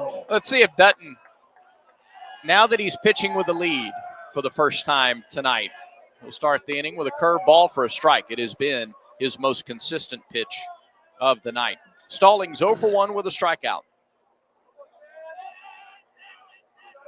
Dutton out of Southside, Alabama, 0-1. Fastball fouled back, 0-2. He could use a quick pitch inning. Yeah. He's at 62 right now as he works the fourth. Off the right side of the rubber, into the wind and to the plate. Curveball lined into center field. It will get down. Carter thought about diving for that, and then you could see him think twice and pull up and play it on a bounce. A leadoff single for Stallings, and they continue their trend of a hit in every inning. Now Kyle Edwards is the batter. He singled in the second, was left stranded at third. Both teams have left the bases loaded through the first 3 innings. Dutton from the stretch. First pitch, fastball down the middle, 0-1. Old Dominion is not playing a game in its home ballpark all season. There's a reason. The 0-1 pitch, breaking ball, hit up the middle. Fabian, glove, steps on the bag himself, throws to first high. McMurray, handles it, stays on the bag. That is a double play. A 6-3 twin killing. Auburn's second straight inning with a double play. Thank goodness that McMurray has some height because he needed every bit of it to get to this one, then come back down on the bag. If he's 6'2", then that's not an out. He did break with the bag. He went into the air, got airborne, but came down with a foot on the bag before Edwards could get by. That's a defensive player of the game, or play of the game candidate. Yes, it is. Your call. 2 down for Holman. First pitch to him is a strike. Yeah, let's make that our defensive play of the game. It's presented by Cook's Pest Control. Don't forget, now, with everything you got to do, don't forget to add pest control to your lineup. 0-1 pitch. Down the middle, fastball, strike 2. From keeping mosquitoes away to protecting against termites and clearing cobwebs, your spring cleaning just isn't done until you call Cook's Pest Control. Looky, an 0-2 count to Holman. The wind and the pitch. Check swing, fastball high. He went around. Strike 3, 5th strikeout for Dutton. K-Counter presented by Kia of Auburn, where you're always number 1. Well, you asked for a quick inning, and you got it. Nothing but strikes in the inning from Samuel Dutton. No runs, a hit, no errors, and nobody stranded for Old Dominion. We go to the bottom of the 4th inning. 3-1 Tigers. This is the Auburn Sports Network. It's a great day to get vaccinated. Many children and adults that delayed vaccination during the pandemic are still behind schedule. It is crucial that we take the steps to get everyone back on track with their routine immunizations. Children and teens can still catch up on their vaccinations even if they start late. Make sure you and your family are up to date on all recommended vaccines, including respiratory virus vaccine. Let's all do our part to get back on track. Don't wait. Vaccinate. For more information, visit alabamapublichealth.gov/IMM. It's that time of year again, Auburn basketball. And as this year's team makes history, you can catch every second of the historic run at Baumhauer's Victory Grill. With 77 TVs, you won't miss a second of Auburn basketball while enjoying our famous wings, cold beer, and of course, gooey fries. And don't forget Tiger Talk on Thursdays throughout the season, live with Coach Bruce Pearl in-house discussing all things Auburn basketball. Located on 2353 Bent Creek Road off of Exit 57 on I-85. War Eagle.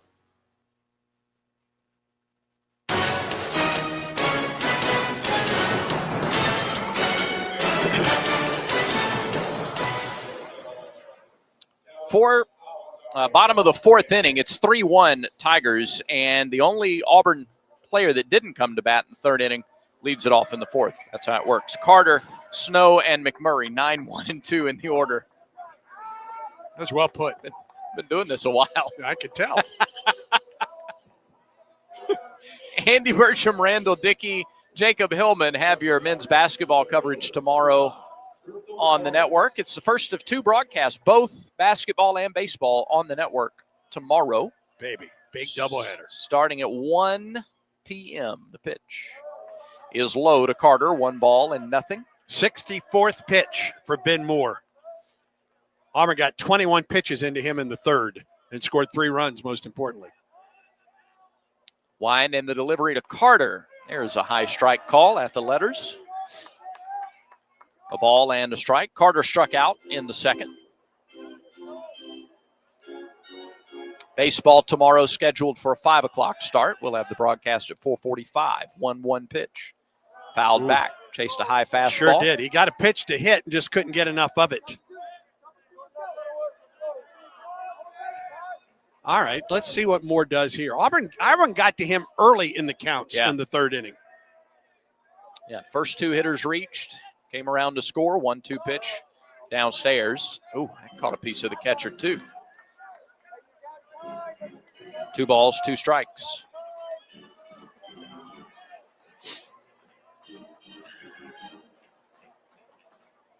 Three runs on 4 hits for Auburn. 1 run, 6 hits for Old Dominion. Bottom of the fourth. Moore with 6 on the pitch clock comes set and now delivers. 2-2 is fouled away in and out of the mitt of Holman, and Carter gets another chance.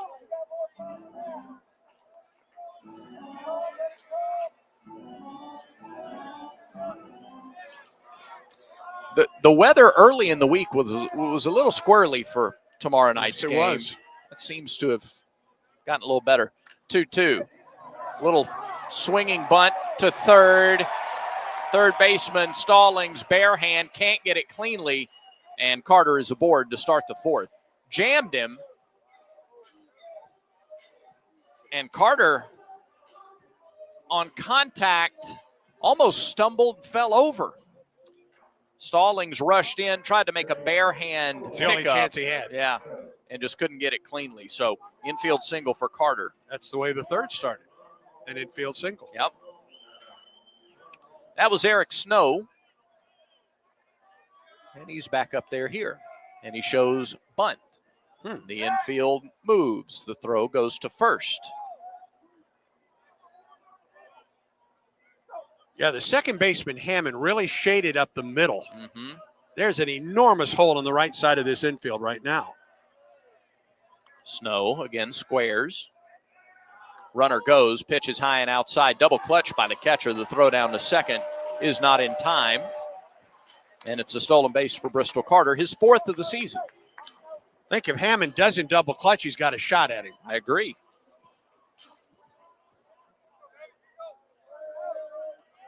But he did, and so he didn't.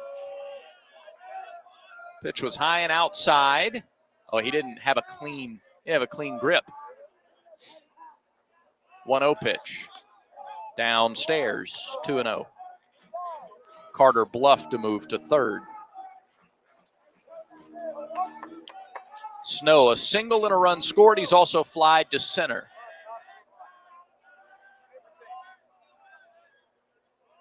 The stretch. Moore spins, throws to second. It's dropped by the second baseman, and Carter heads for third. He's in there safely, sliding head first. I don't know if that'll be an error on the pitcher or on the second baseman, Hammond. It was a clean chest-high throw. Yeah. I'm not real sure how he misplayed this ball. Well, I guess he was trying to bring the glove down, but there was nothing at all wrong with the throw.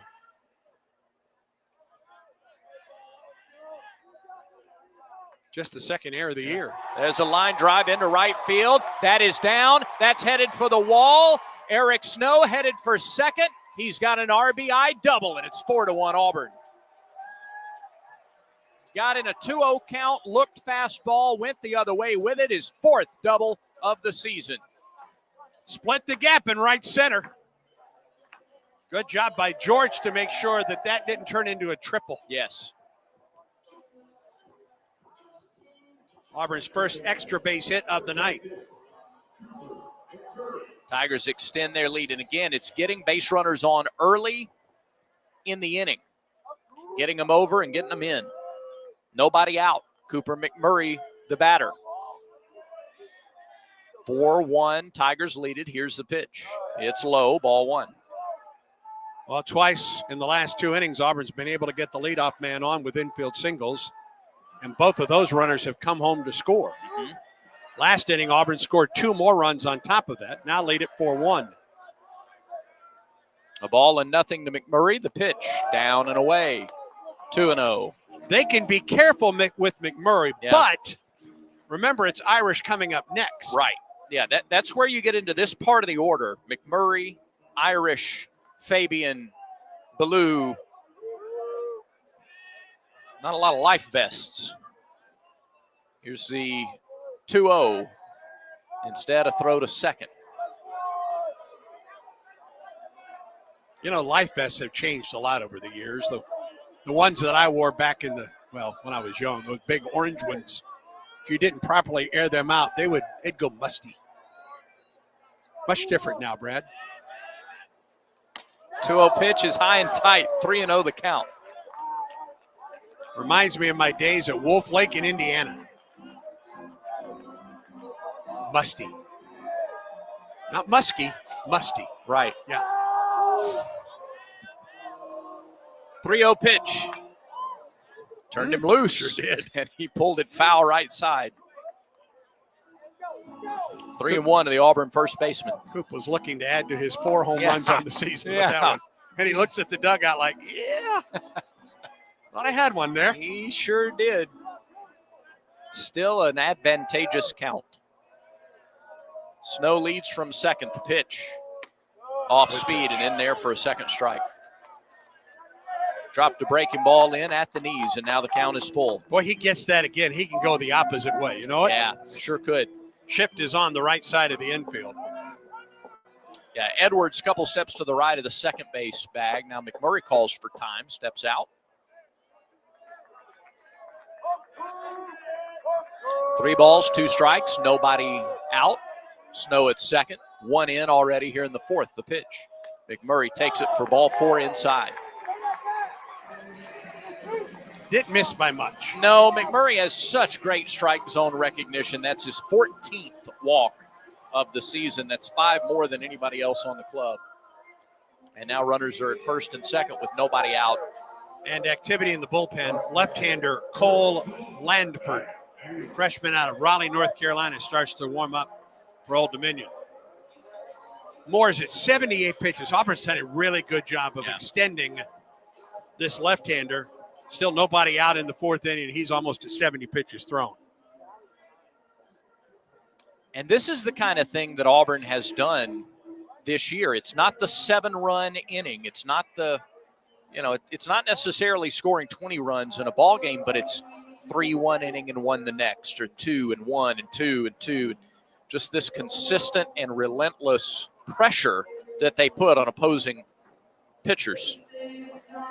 That's the head coach, Chris Finwood, out of the dugout now with his battery on the mound. Nobody out for Auburn to run home first and second, and Ike Irish coming to the plate in a 4-1 Auburn lead.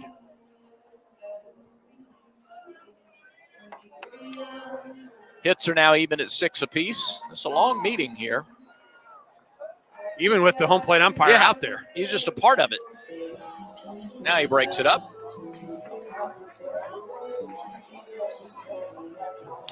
On the Yellowwood scoreboard, by the way, Tennessee is shutting out St. Bonaventure 12-0. They're in the bottom of the 6th. Missouri and Binghamton tied at 6 in the 6th inning. Florida leads Harvard 11-0 in the bottom of the 5th. Mississippi State leads Queens 3-1. Ike Irish squares to bunt, pulls back, takes a strike. A high strike, but a strike. It's 0-1. Shift is on right side. Third baseman in his normal spot, and he's the only one on the left side of the infield. Moore from the stretch looks to second briefly, delivers home, and misses high. Ball gets out of the mid of Holman, but not too far away. A ball and a strike to Irish. Ike has walked and grounded out to first. Brought home a run with that ground out. Pulled it to first with a runner at third. 1-1 pitch. Irish drives it foul, right side, and off the overhang of the 984 club. And back onto the playing surface. Yeah, that was an Ike Irish swing there. Loaded with power. But Moore now ahead in the count, 1-2. Nobody out, 4th inning. Snow at second, McMurray at first. Outfield plays Irish to pull. The 1-2 pitch. It's low. It bounced up there in front of the catcher. Snow takes off for third. He makes it without a throw. It was a wild pitch. Yeah, wild pitch, low and away. Got away from Holman far enough for Snow to break and make it to third. So they're at the corners with nobody out. Fly ball here. Likely enough to bring in a run.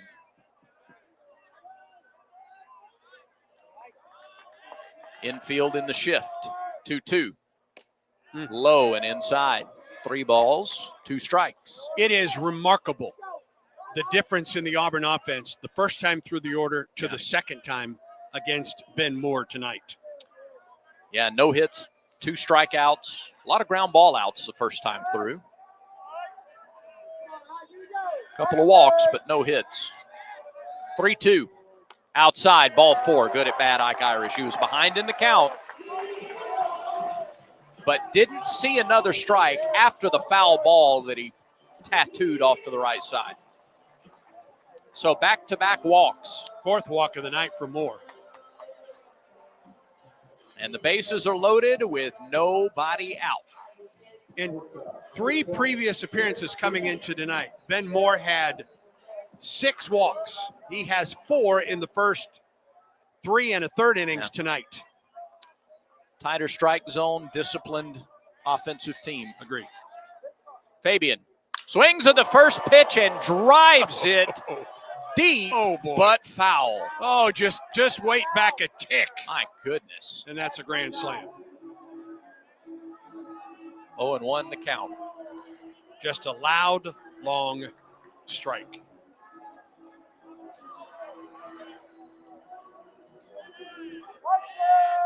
Nothing in 1. Tiger at every base, a pitch. Fabian takes a strike on the inside corner, and it's 0-2.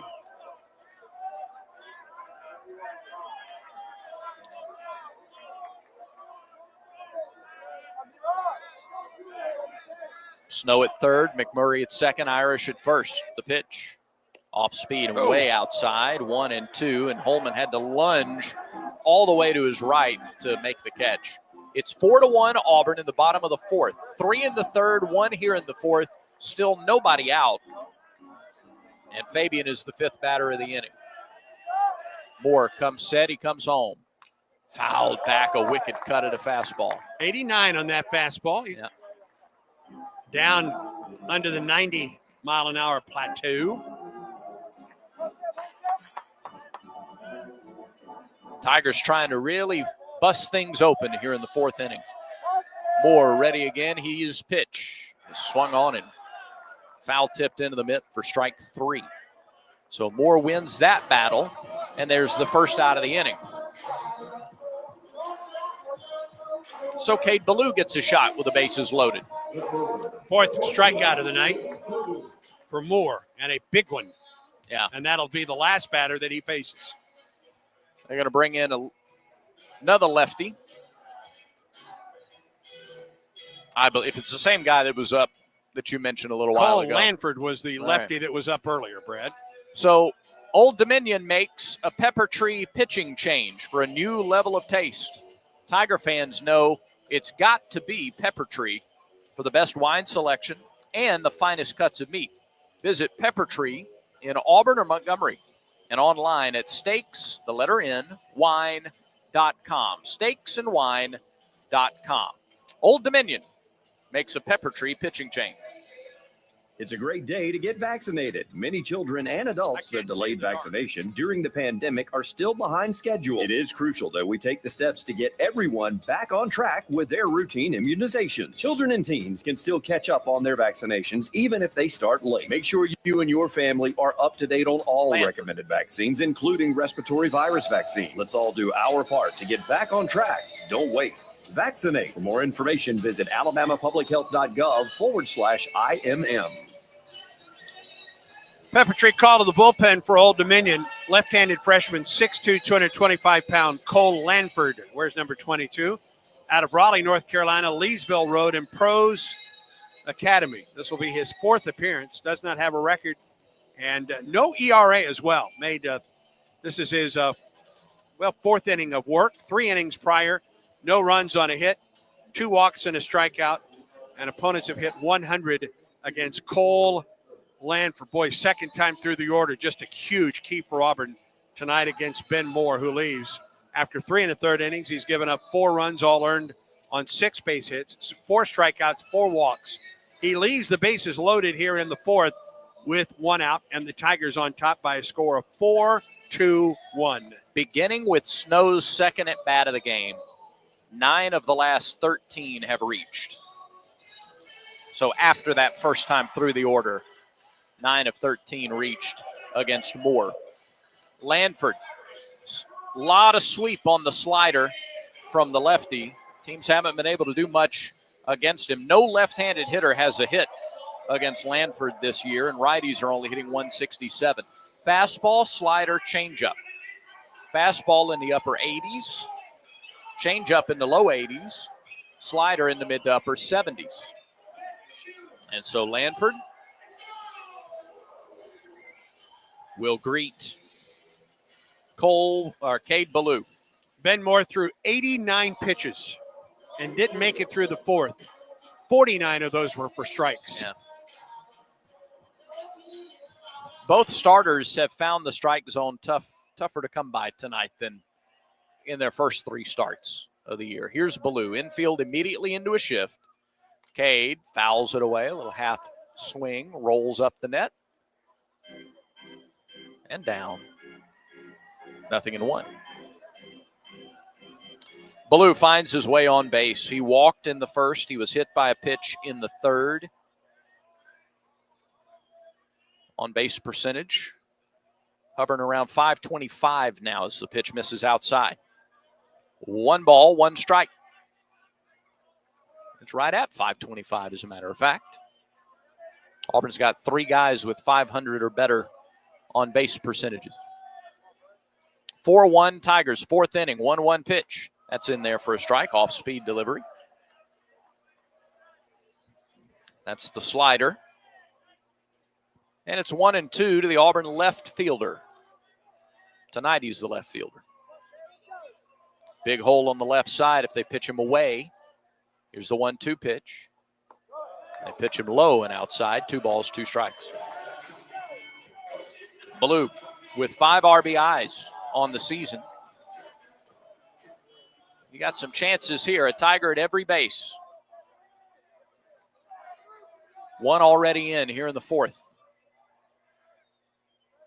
The pitch. hard hit ball near the camera well. A well-struck ball, foul, and it stays 2-2. See if Lanford comes back on the inner half again after that wicked cut.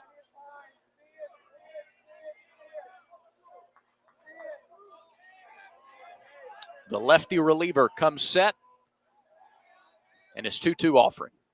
Off speed, called strike 3. High part of the strike zone there for the third strike to Ballou, and Holman, his catcher, helped Lanford. So now 2 are down. Yeah, catchers brought that one down quite a bit. Yeah, that was letter high. Yeah. Letter high, but Holman framed it, so there's 2 away, and now here's Chris Rembert. Would be a huge shot in the arm for Old Dominion to get out of this, only allowing 1 run. Rembert takes a ball low. 0 for 2 for the freshman second baseman. He's bounced to second and struck out. Reigning SEC freshman of the week. 1-0 pitch. Off speed and called strike 1. That pitch was too low. Holman's having a heck of an inning behind the plate. He has stolen a couple of strikes. Here's the 1-1. It's low, and it's ball 2. Rembert is the second Auburn Tiger to win SEC Freshman of the Week honors this year. Bub Terrell did it the week before. The pitch. Check. Yeah, flinched but didn't offer. Off speed outside, and now it's 3-1 to Rembert. No place to put him. Chris can be highly selective on this pitch with Chase Freilich waiting on deck. Another talented freshman.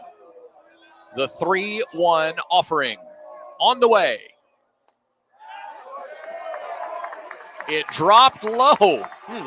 Ball 4. I thought that pitch was better than what the strike was called. But Auburn takes it. A run is in. It was low. Snow comes home to score. It is 5-1. McMurray over to third, Irish to second. Yellowwood scoreboard, Auburn, Texas A&M women's tennis. Yarborough Tennis Center tied at 3. They're going down to the third and final set on court 2. Oh, boy. Here's Chase Freilich with the bases loaded. Now time called. Ava Rostar for Auburn and Nicole Kieran for A&M tied at 1 in the third set. Kieran won the first set, and there's a bouncing ball right at the shortstop in the shift. Playing to the right of the bag at second. Edwards takes it to the bag, and that's the way the inning ends. So Rembert is forced at second, and the inning is over. But Auburn sends 8 to the plate for the second straight inning. The Tigers get 2 more runs, 2 hits, 3 walks in the inning, no errors, and the Tigers strand a couple. We're through 4 with your new score. Auburn 5, Old Dominion 1. Auburn baseball continues in a moment. When the game is on the line, you want someone you can count on. At Alabama Power, we believe in consistency and having each other's back. It's our game plan to safely deliver the electricity you depend on. We give 100% to achieve 99.9% reliability. Learn how we power a better Alabama at alabamapower.com/reliable. Alabama Power is a proud supporter of the Auburn Tigers. This is Coke Zero Sugar. Could I be the best Coke ever? Try and taste with your ears. Hear those bubbles? Imagine them tingling on your tongue. Fizzy deliciousness. Listen to that cascading liquid. A mouth-watering waterfall. Irresistibly tasty. Zero sugar. Crisp, refreshing, and ice cold. Is Coke Zero Sugar the best Coke ever? Try and decide. Back to the ballpark for more Auburn baseball.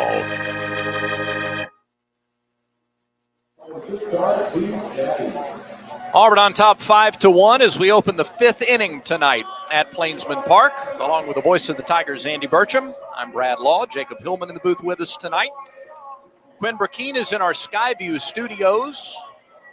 He'll have double duty tomorrow. Again, men's basketball on the air at 1 o'clock tomorrow afternoon. You're going to want to be a part of the broadcast right from the start ahead of Auburn and Alabama tipping off at 1:31. Inning gets underway with Samuel Dutton throwing his 68th pitch of the game, and it's a called strike. Good start for Dutton, who worked a quick 4th. He'd love a quick 5th. Curveball catches the outside corner, and very quickly it's 0-2. This 5th inning is presented by Wind Creek Casinos. Elevate your game plan to fabulous. Play the hottest games, win fabulous rewards at Wind Creek Casinos and on the Casinoverse app. Dutton deals. Misses low and away with a slider. Threw him a chaser there, and Teron Hammond stayed home. Hammond walked in the 2nd inning.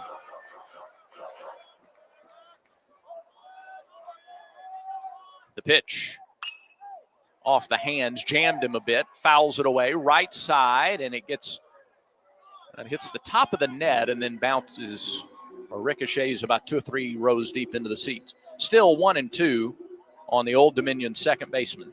Samuel Dutton had 53 pitches through 2 innings. Yeah.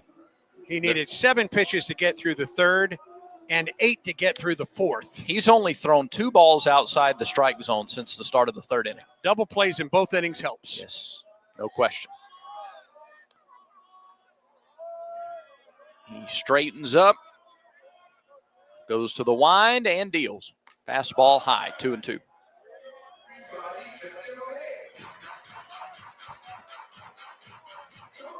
Hammond, a right-handed batter.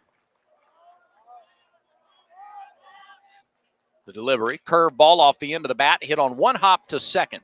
Rembert gloves and throws for the first out. Ball was not hit especially hard, but Rembert had to stay down on that ball, and it still came up on him. Off the bat, I'm sure it looked like it was going to come to him much harder than it did. It looked like a slider moving away from Hammond, who had to lean across the plate. Just kind of tossed the end of the bat out there at it. Back to the top of the order, and Thomas, first pitch to him, is high and outside, ball 1. Thomas is 0 for 2. The center fielder has grounded out to the pitcher and struck out. 5-1 Auburn, top of the 5th inning. Dutton with 7 on the pitch clock, fires. Fastball, strike. Letter high strike from Dutton, and it's 1-1 to Thomas. Left-hander Jackson Sanders warming up in the Auburn pen.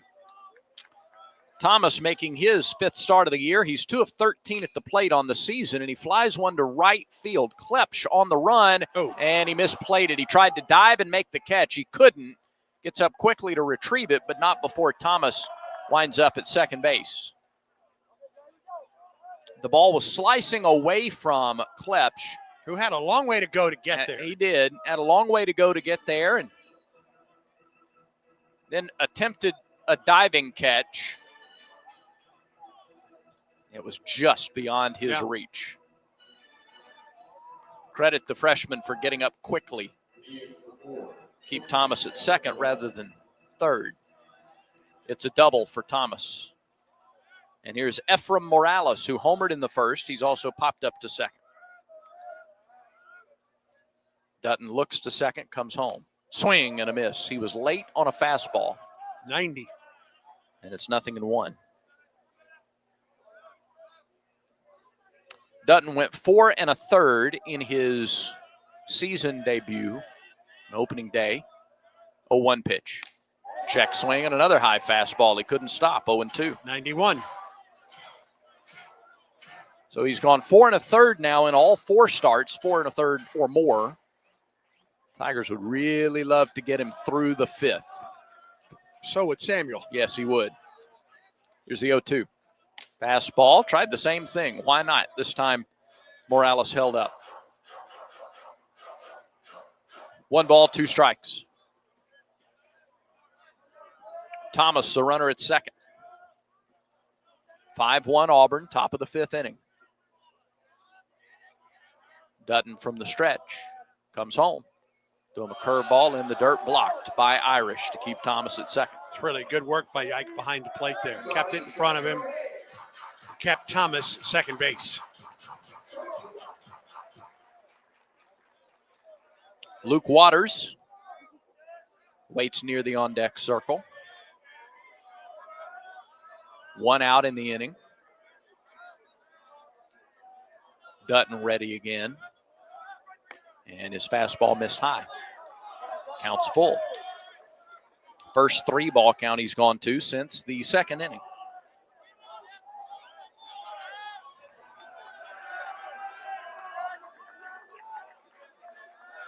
Dutton today, 1 walk, 5 strikeouts. The right-hander ready again, and he turns and he throws to second instead.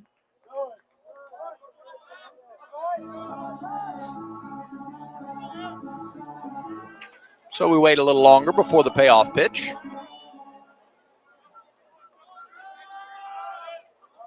Before another big house at Plainsman Park. Here is the 3-2. Fouled back, went after another high fastball. Dutton not backing down. He's continuing to challenge Morales.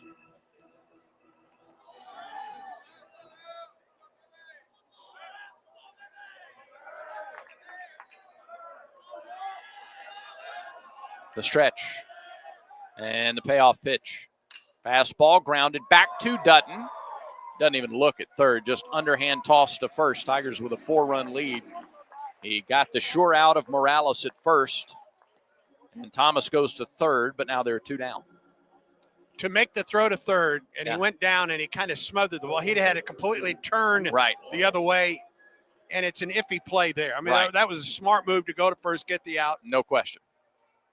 And now before Waters comes up, Everett Tiefert is out of the Auburn dugout. It's righty on righty here. I don't think I wouldn't think they're looking at making a change. They just want to maybe talk a little bit about this and give Sanders a little bit more time to get ready if needed in this inning. We're going to see Sanders at some point. Right. I hope it's not till the 6th. The 6th would be ideal, yes.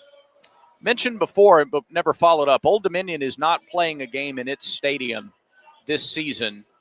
They are renovating their ballpark, and they just decided to go ahead and do the renovations through the season. And so they're playing an all-road non-conference schedule. Even their home series are going to be played in a nearby minor league. Yeah, their first home series is scheduled for the 21st of this month in the Sun Belt against Georgia State. Right. But it won't be their home ballpark. Yeah. They'll be the home team. Correct. Yeah. Here is Waters. Runner at third, 2 down. The pitch. Fastball low. 1 ball, no strikes.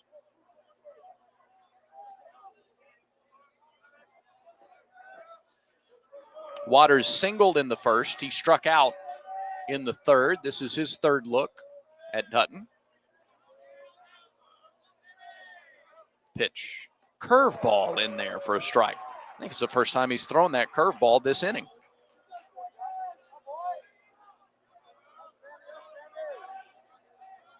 Lefty light on deck should Waters reach. The 1-1. Another curveball, missed high and tight. Part of the conversation, Andy, could have been with a lefty coming up next, this will be the last batter either way. Perhaps. Either it's the third out or we'll bring in the lefty to face the lefty. Here's the 2-1 from Dutton. Fastball fouled back to the screen, and it's 2-2.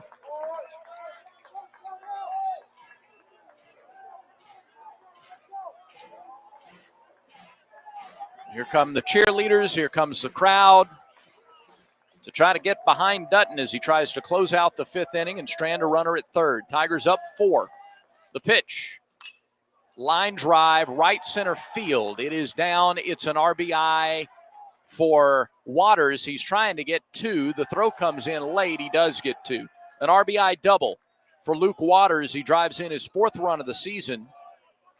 And Old Dominion trims the deficit to 3. It's 5-2 Tigers. Second hit of the night for Walters. Split the gap in right center field on a 2-2 pitch.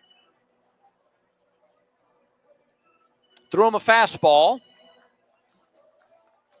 And Waters was sitting on the fastball. And here's Everett Tiefert.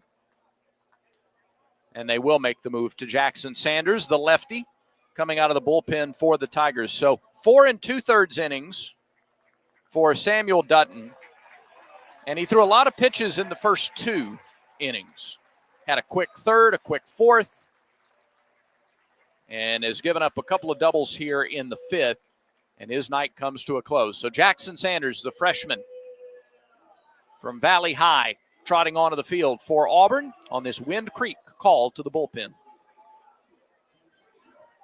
I like what I like, and I do what I want.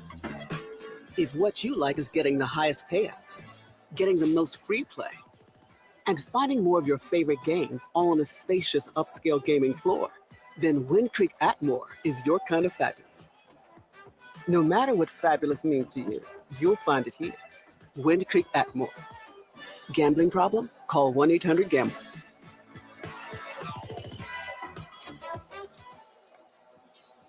Wind Creek call the bullpen for the Tigers. Auburn goes to Jackson Sanders. Freshman lefty, 6'3", 212. Played his high school baseball at Valley. He's from Opelika. Sanders on the year, 1-0, a .96 earned run average. This will be his team-leading 6th appearance. 9 1/3 innings, a run on 9 hits, 6 strikeouts, 3 walks, no homers. And opponents are hitting .250 against Jackson Sanders. Well, the first 2 innings caught up to Samuel Dutton. He goes 4 2/3 innings tonight, gives up 2 runs on 8 hits, 5 strikeouts, a walk. Faced 21 batters, threw 89 pitches, 58 strikes. And that's under that number that Butch Thompson has talked about all this young season. And for a while, he was having trouble locating his fastball.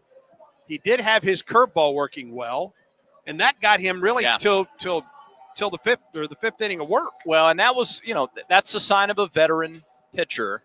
And Dutton has been a reliever more than he's been a starter in his college career, but that experience, that seniority and that poise, if something's not working, you find what is.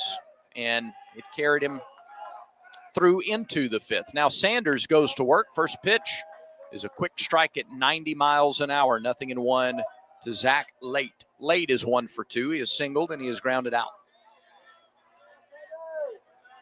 Late, spelled Leite. Big left-handed hitter. He grounds one right side. Rembert dives, makes the stop, throws to first for the out.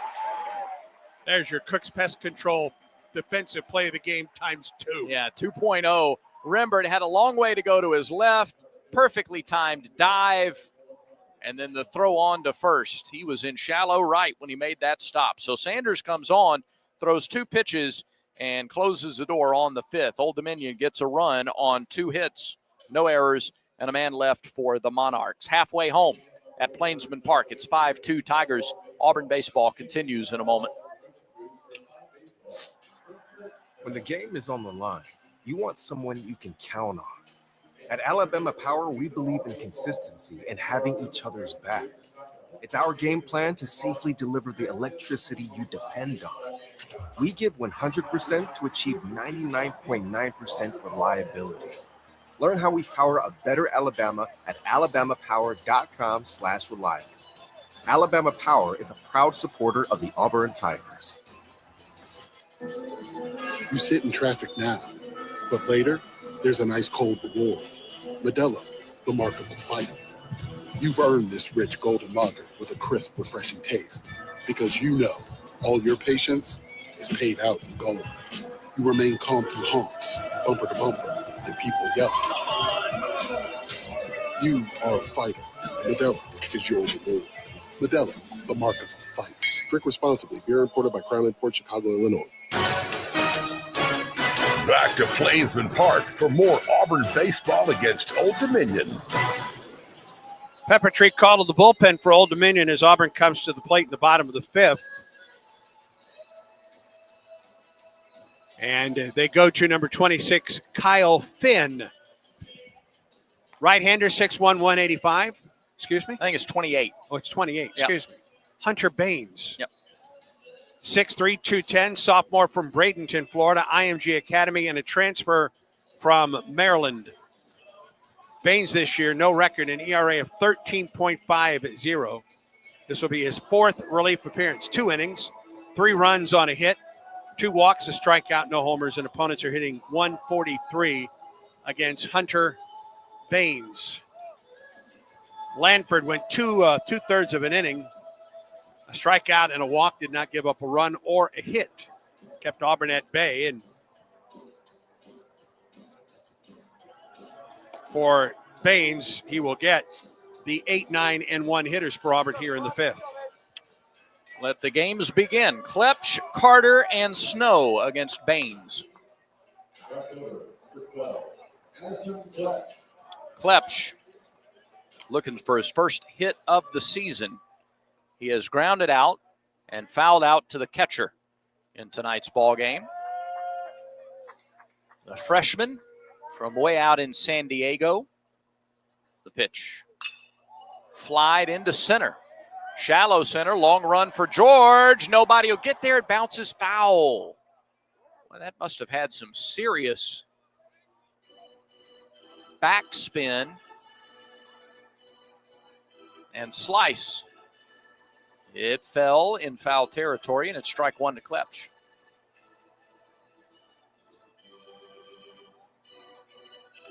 So Klepsch made the move from one of the most beautiful areas in the country to one of the most beautiful areas in the country.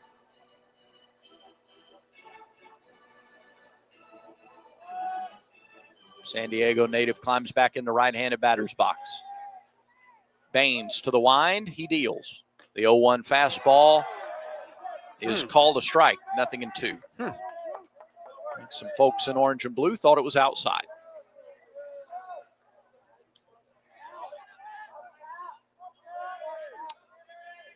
Deep crouch for Klepsch. The 0-2 pitch. Curve. Fought it off the hands. Foul right side. And it's still 0-2.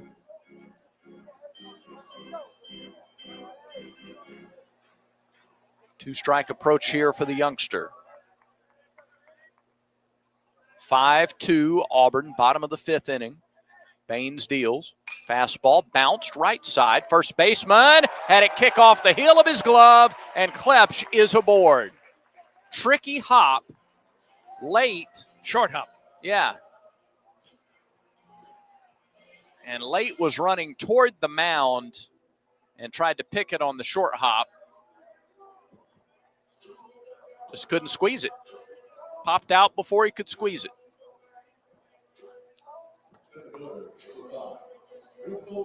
And that should be the first hit for Addison Klepsch. We'll see. He's aboard, we know that, for Bristol Carter, who has singled and scored a run. Bristol stole a base as well. Pitch. Missed high with a fastball. It is a hit for Klepsch, his first Auburn base hit.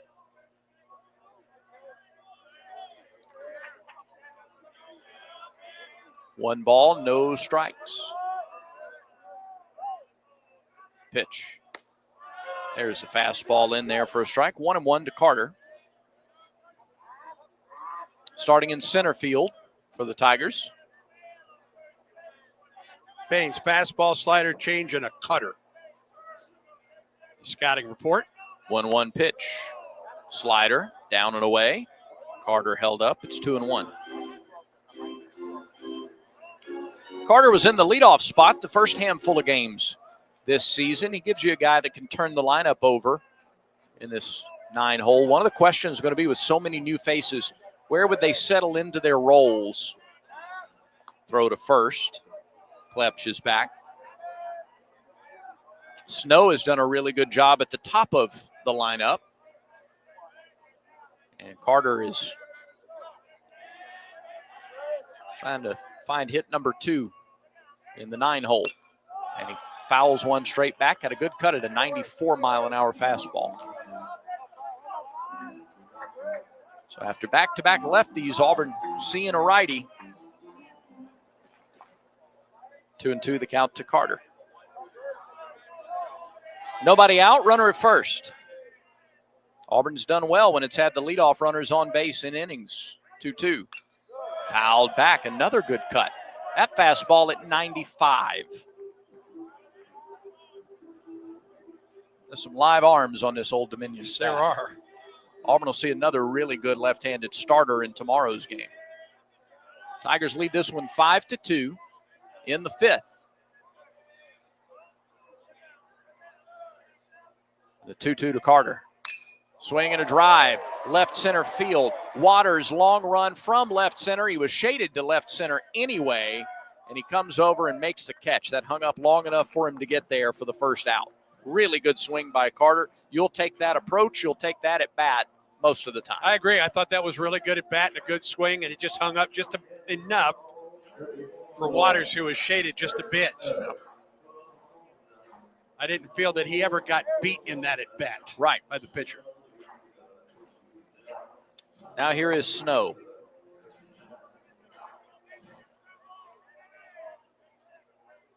One out, runner at first.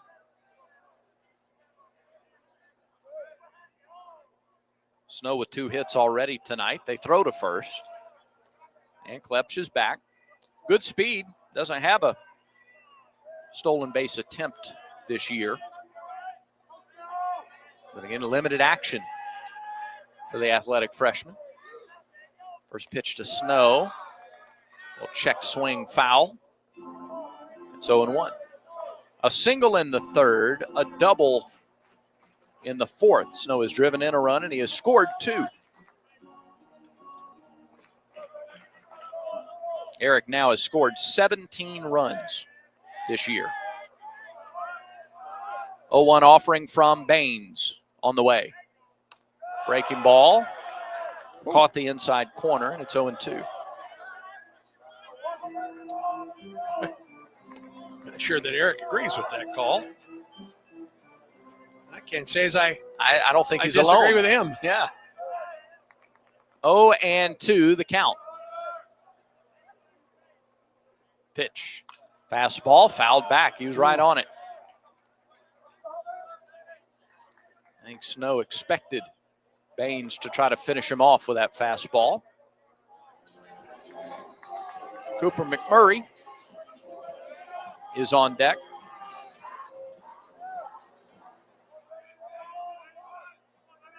The Auburn third baseman waits.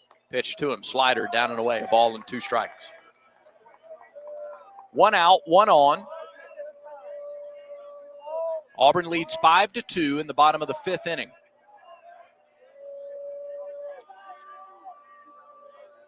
Baines, the 3rd pitcher of the game for Old Dominion from the stretch. He fires. It's a breaking ball, and it stayed high, and the count 2-2 to Snow. And you're talking about 17 runs scored by Snow this year and a small number of strikeouts. 2-2 pitch, fouled back.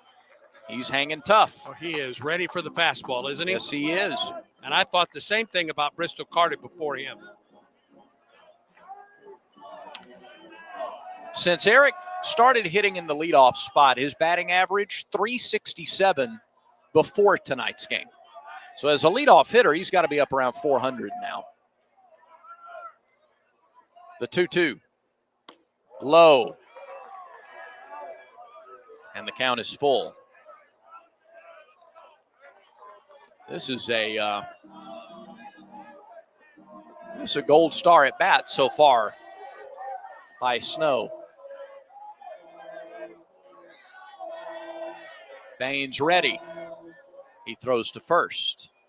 Tag applied, but Klepsch is back. Snow had a 9-game hitting streak that ended against Baylor. Payoff pitch. Runner goes. Pitch is lifted foul right side. So he didn't get a hit against Baylor, and his answer to that was to homer in the first inning against UAB. And then to come back with 2 more hits so far tonight.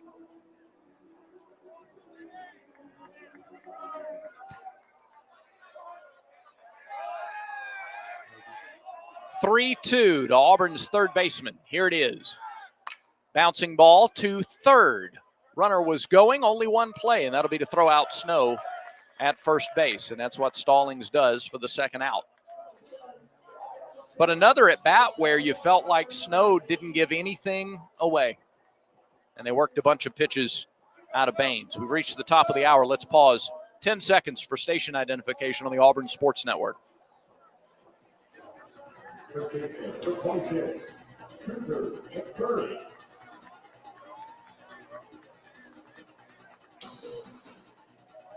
Here is Cooper McMurray. He has walked, he has singled, he has scored a run. And time called. The catcher, Holman, goes out to talk to Baines.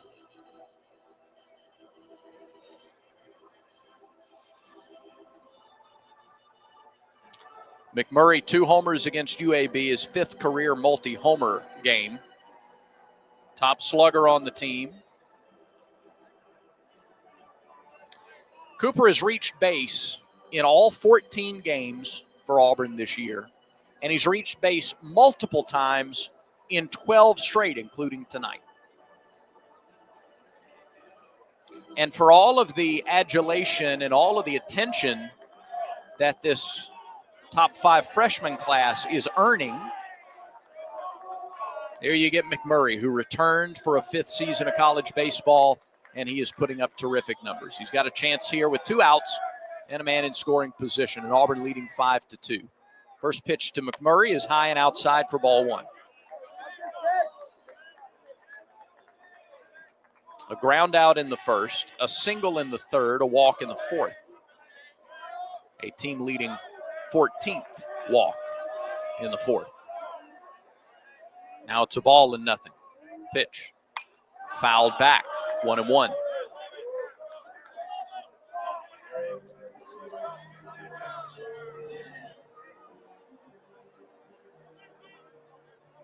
One of the legacy leaders on this team, and he's embraced the role as a leader. A couple of windmills of the bat. Now he's ready. The 1-1 from Baines is driven deep to right. Does it stay fair? It does not. Foul ball. It was crushed. A towering drive, but he was just a little bit early. And he knew it. Yep. So it's a ball and 2 strikes.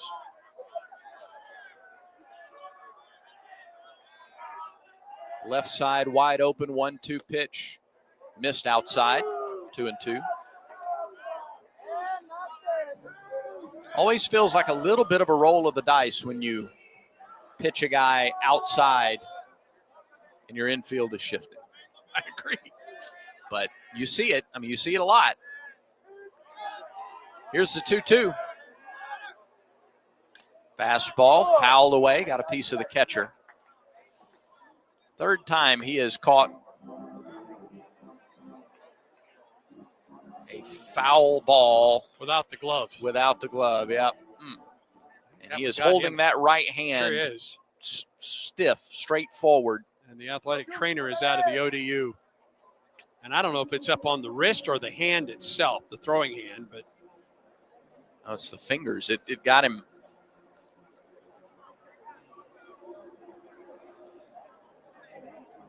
Trying to grip the baseball right now. Yeah. Kind of got those fingertips. Look like the first and the pointer and the middle finger got jammed pretty good by that foul ball.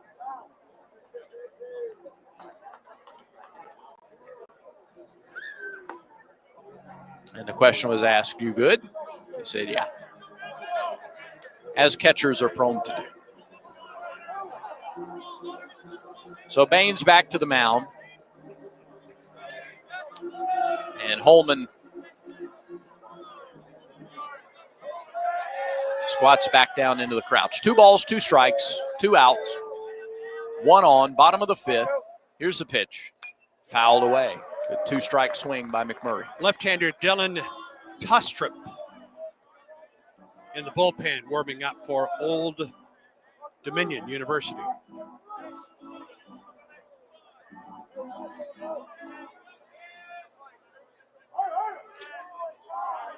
McMurray steps back in. The pitch. Swung on and missed. Strike three, a rare strikeout for McMurray. And Baines wins that battle, and he keeps Auburn off the scoreboard in the fifth. No runs, a leadoff single, no errors, and a man left on base. We have played 5 with your score Auburn 5, Old Dominion 2. This is the Auburn Sports Network. Hey, batter. Spring is in full swing on the Plains for Auburn softball and baseball. Lock in your seats today for J.B. Moore Field and Plainsman Park on AUBTix.com. Single game tickets start at only $12 and $15, with other ticket packages available for everyone in the Auburn family. Check out all the fun promotions and giveaways we have planned this season and head to AUBTix.com or click tickets in the Auburn Athletics app to get yours today. War Eagle. The Southeastern Conference. It's the land of legends, the places, the faces, and moments. And he's going for it. It's a touchdown. We've seen the confetti fall again and again. We're not done. It's time for the next generation to make their mark and go from 14 deep to 16 strong. It's a whole new ball game in the SEC, and it just means more.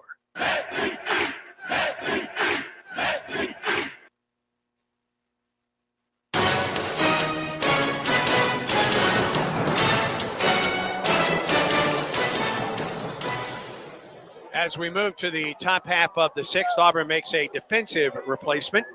Bub Terrell, outfielder from Alabaster, Alabama, Thompson High School, comes in and moves to right field. And we'll move into the number 8 hole, replacing Addison Klepsch. Jackson Sanders back out there. He threw 2 pitches. Got a ground ball from late for the third out of the 5th inning. Now we'll see what he does here in the 6th against George, Stallings, and Edwards. Tigers lead 5-2. Monarchs have more hits, 8-7. Auburn's taking advantage of some free base runners and hit batters in the game tonight. Mainly it's been a leadoff offense successful. There's a fly ball to right, down the line, slicing away and onto the net and down the net. Foul ball, strike 1 on George. George has struck out and grounded into a 6-4-3 double play, one of 2 double plays turned by the Auburn infield tonight. Puts him up to, 16 for the year? So really sound defensive infield. 0-1 pitch. Way outside, all the way to the backstop. All the way to the backstop and back. Ike missed it twice. Coming and going. That's right. So it's 1-1. In that third set of Auburn, Texas A&M women's tennis. 1-1 pitch, swung on and missed, took something off, 1-2. The decisive set. Nicole Kiernan of A&M leads Ava Frostar of Auburn 5-4, and now within a point of closing out that match. 1-2, off speed, missed outside, 2 balls, 2 strikes. Boy, what a tense, what an exciting atmosphere that must be around that match. You can see that women's tennis team Sunday against Texas. 2-2 pitch. Fouled back. Still 2-2.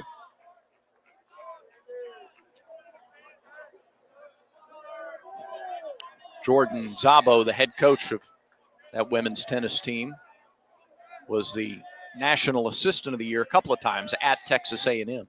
2-2 pitch. Fouled back. Well, it's his alma mater. It's where he played tennis.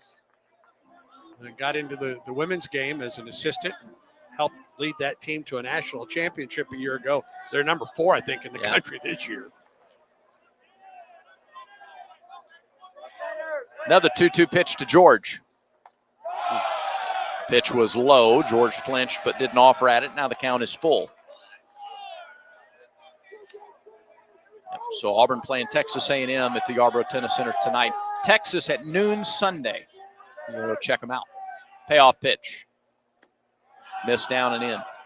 Ball 4. A leadoff walk here in the 6th. And George is on for the first time in the game. And it brings Maverick Stallings to the plate. Stallings 1 for 2. He has singled. He has struck out. Just the second walk of the night for Auburn pitching. Mm-hmm.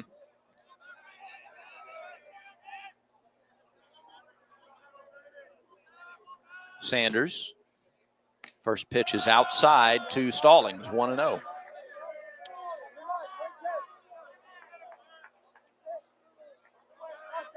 There's some movement in the Auburn bullpen. Be curious to see who is next when we get to that point. 1-0 to Stallings. Off speed, swung and missed.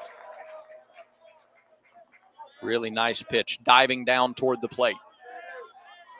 5-2 Auburn, top of the 6th inning. Auburn baseball is brought to you in part by East Alabama Health. 1-1 pitch, swung on and missed. He waited on the changeup and still couldn't connect with it.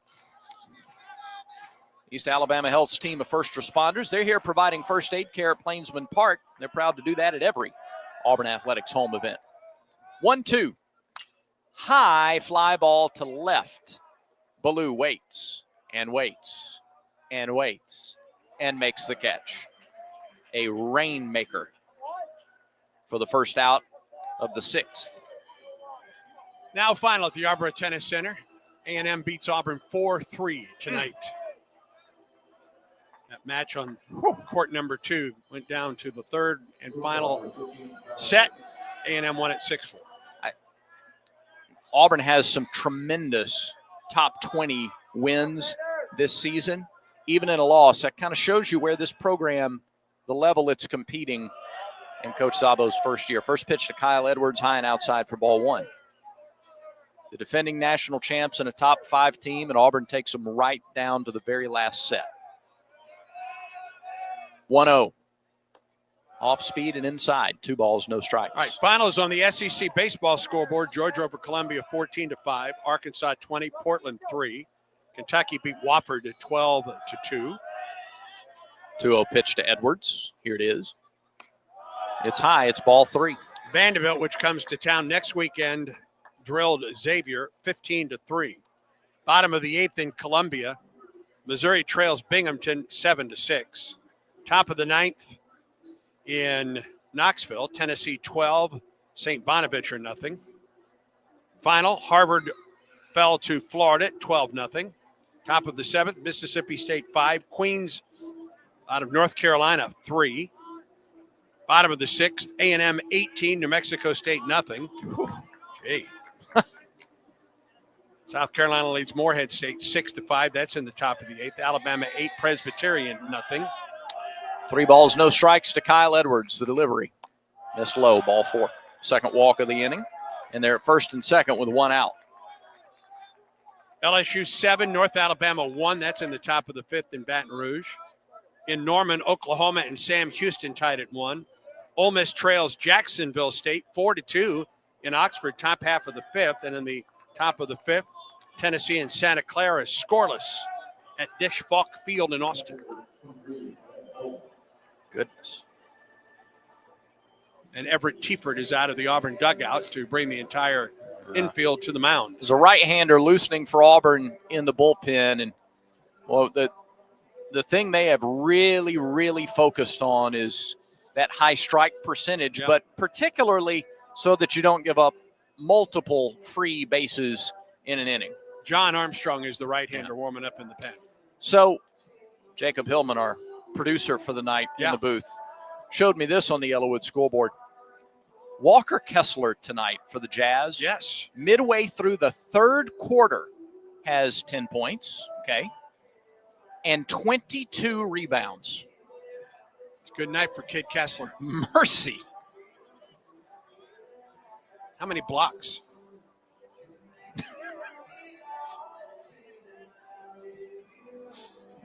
That's your journalistic background. Always 5? one more question. Right. So he's 5 blocks. He's halfway to a triple-double. That's right. That's right. Tremendous night for Walker. All right, here we go. Evan Holman, he's the tying run right now in the 6th inning. 5-2 ball game. First pitch to him, off speed for a strike.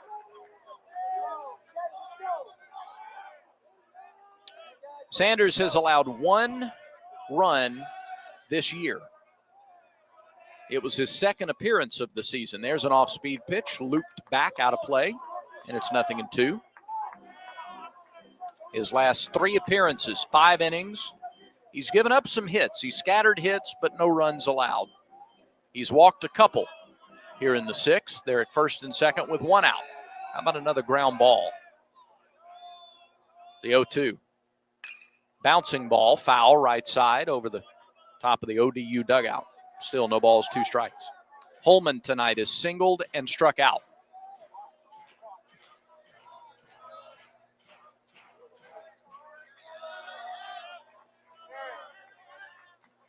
The stretch. Sanders, the freshman, delivers. Bouncing ball, deflected off of Sanders, and he just cannot recover in time. He rushed to get to the ball and couldn't pick it up cleanly. It was a hot shot back up the middle, ricocheted off of Sanders toward first base. And I don't know if he got a glove on that or it bounced off his leg. I'd like to see a replay on that just to see. The ball was hit well. Yeah.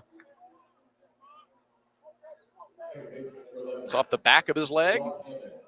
And then he tried to underhand it, yeah, barehanded underhand it, and just never got the handle.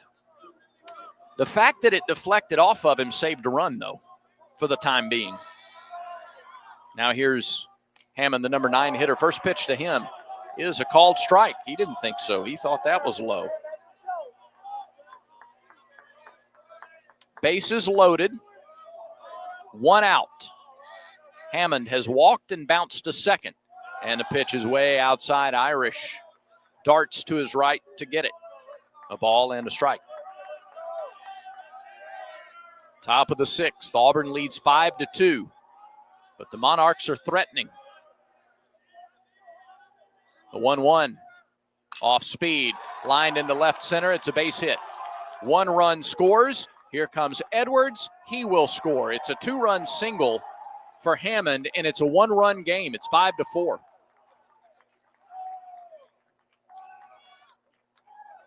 And the 2 walks come home to score on the drive to left center by Hammond. And that'll do it for Jackson Sanders. We'll see John Armstrong with the top of the order coming up. All of a sudden, we're back to a 1-run ball game. Old Dominion has scored a couple of runs here in the 6th.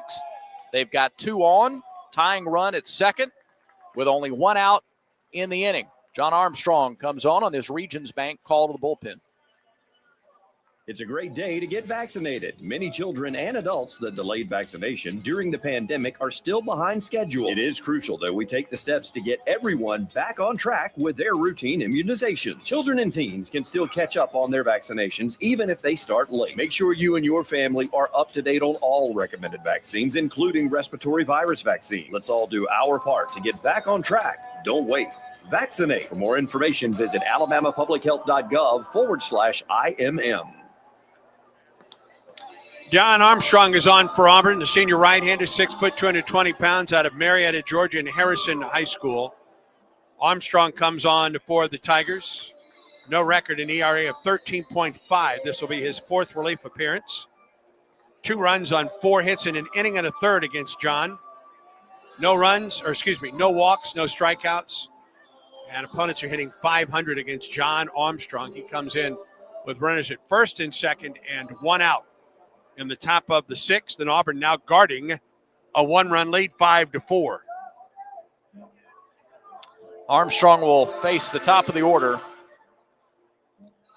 Brian Thomas. He's 1 for 3, doubled and scored last inning. 2 runs, both earned on 2 hits for Jackson Sanders. 2 walks as well. And that's what really killed him in this inning. Did not have a strikeout. First runs allowed since his second outing of the year. So he'd gone 3 in a row without giving up a run, but the walks, they did it. The 2 that came in to score were on walks. Armstrong has not pitched since the Samford game a week and a half ago. Gave up a couple of runs on 3 hits. Really, most of the damage done against him this year was in that Samford game. He had thrown 10 pitches total in 2 outings before that, threw 12 pitches Tuesday week. And now he's on here in a role that he has been in so many times in the last 3+ years. I think we're going to get a pinch hitter as well for TJ Aiken. Big outfielder from Greenwood, South Carolina, 6'2", 190, and a sophomore. Aiken batting .250 on the year. Playing in his 8th game. He has 6 starts. He's 5 for 20. With 2 homers and 7 driven in. 2 of his 5 hits homers. He's also walked 5 times. Left-handed hitter against the righty, John Armstrong.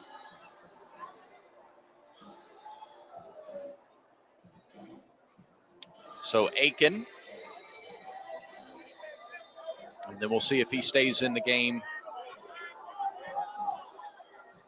defensively or if they make another move. But he steps in from the left side.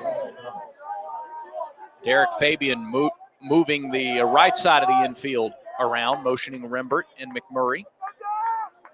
Armstrong set to go to work. Tying run at second. We're in the 6th inning. Runners first and second. Pitch, fastball right through there. Strike 1.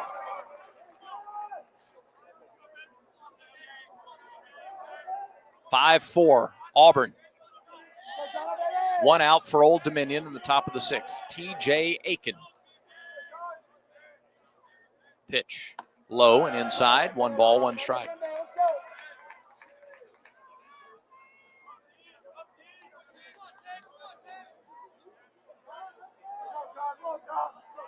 Armstrong set. Looks to second, delivers. Home. Foul on the slider. 1-2.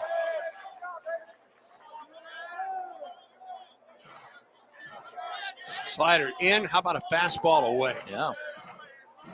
He threw the fastball for strike 1 in the at-bat. Now it's 1-2.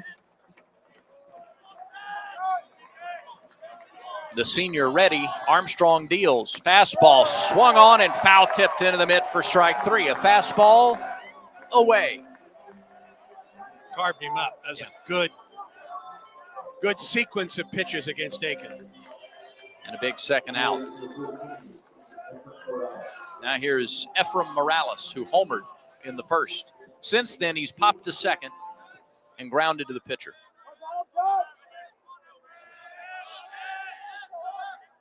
Morales from Raleigh, North Carolina, right-handed batter, bounces one back to Armstrong. Nice job, John. Runs halfway to first, tosses over, inning over. 5 pitches for Armstrong to get the last 2 outs in the 6th.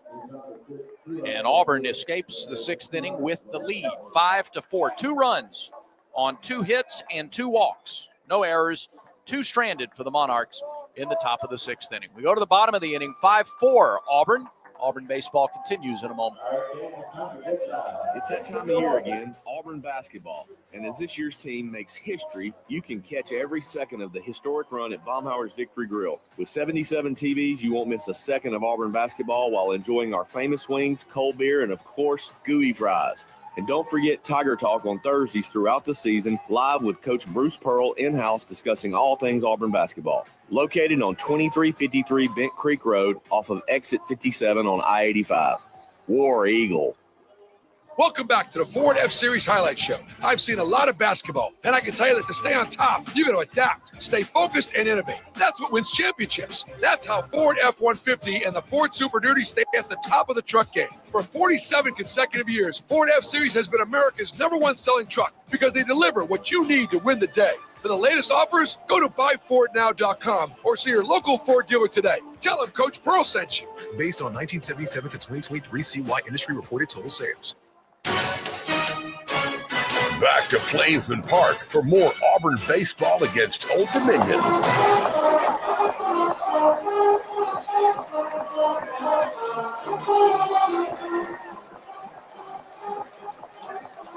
Dylan Tustrip into the ball game for, saw him warming up in the last inning, a lefty, and a pepper tree call to the bullpen for Old Dominion, 6'1", 210, senior from Parker, Colorado, Regis Jesuit. and San Joaquin Delta College, and a transfer from SMU.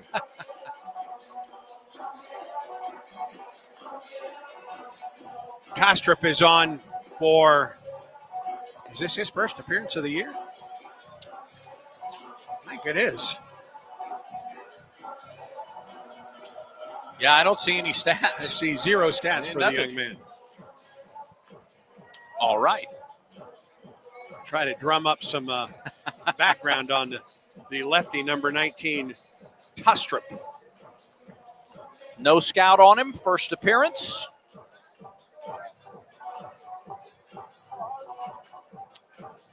And what is a pretty big spot in this ball game now, because Old Dominion has cut it to 1. It's 5-4 Auburn. 0-1 last year at USC with an ERA of 10.38. Made 6 appearances through 4 1/3 innings, 5 runs on 4 hits, including a home run.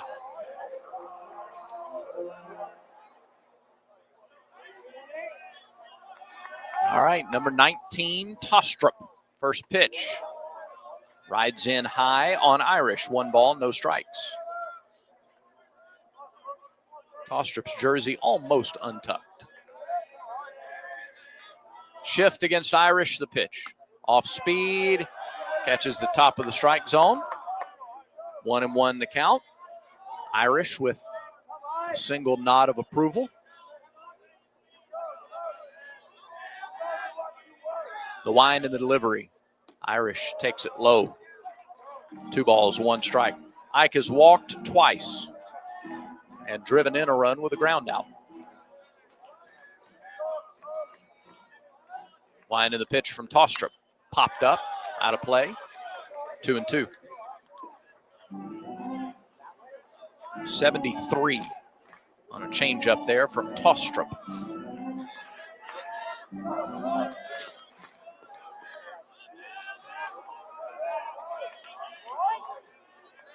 Lefty on lefty. Here's the pitch.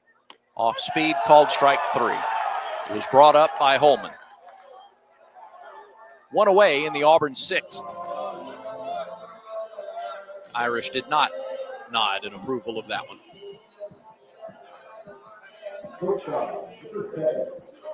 And here's Derek Fabian. Fabian, an RBI single and a run scored in the 3rd. He's also been hit by a pitch and struck out. Bottom of the 6th. Tigers lead 5-4. The pitch to Fabian. High and outside, 1-0. Stallings, the third baseman, 5 feet off the line at third? Yeah.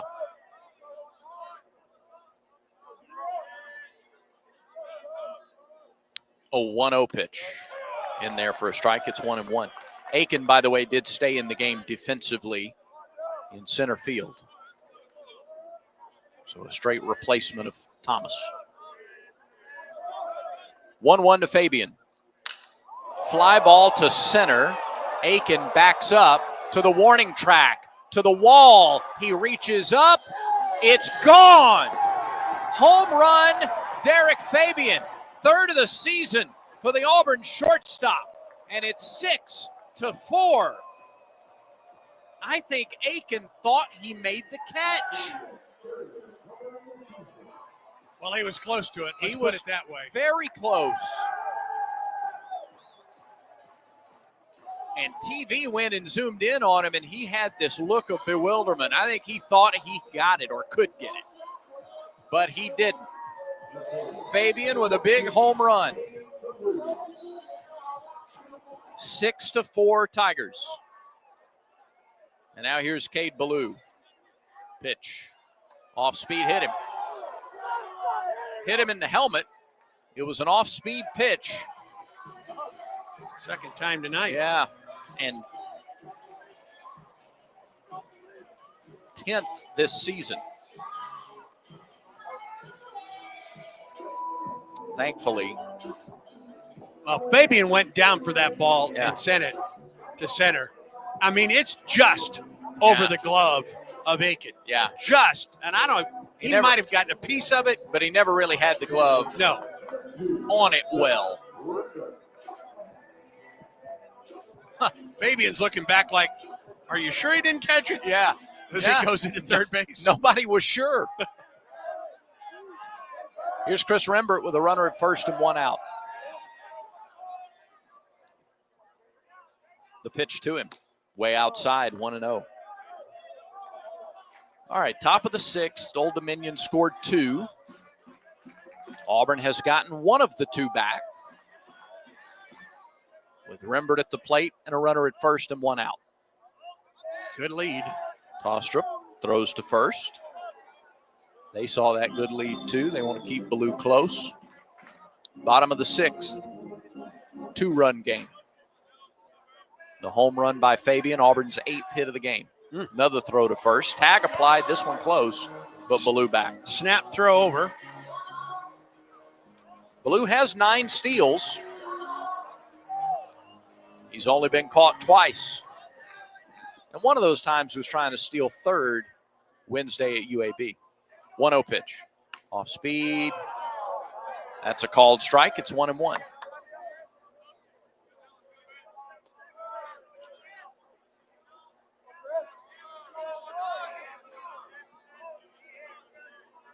Third bullpen pitcher for Old Dominion in tonight's game, and another throw to first. Tostrup better be careful. He nearly stepped toward the plate.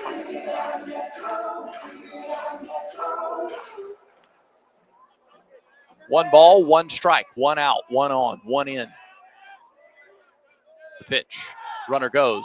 Pitch is high. It's a ball. The throw is late. It's a stolen base for Cade Ballou, his 10th of the season. Really good jump by Cade, and that made all the difference. Really good throw by Holman on the bag. It was an off-speed pitch. It was a high pitch, so Holman was able to catch and come up in the throwing motion. Ballou just so much quickness, and he's in scoring position. 2 balls and a strike to Rembert. There's a swing and a miss and an off-speed pitch. It's 2-2.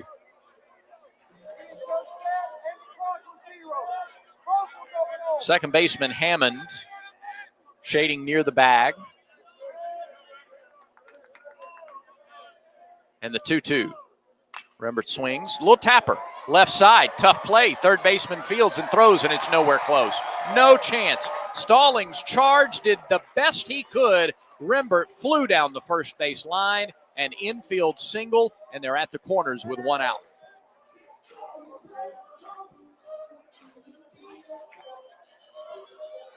And here's Chase Freilich. Freilich, an RBI single in the 30s, 1 for 3. That RBI single extended his hitting streak to 10.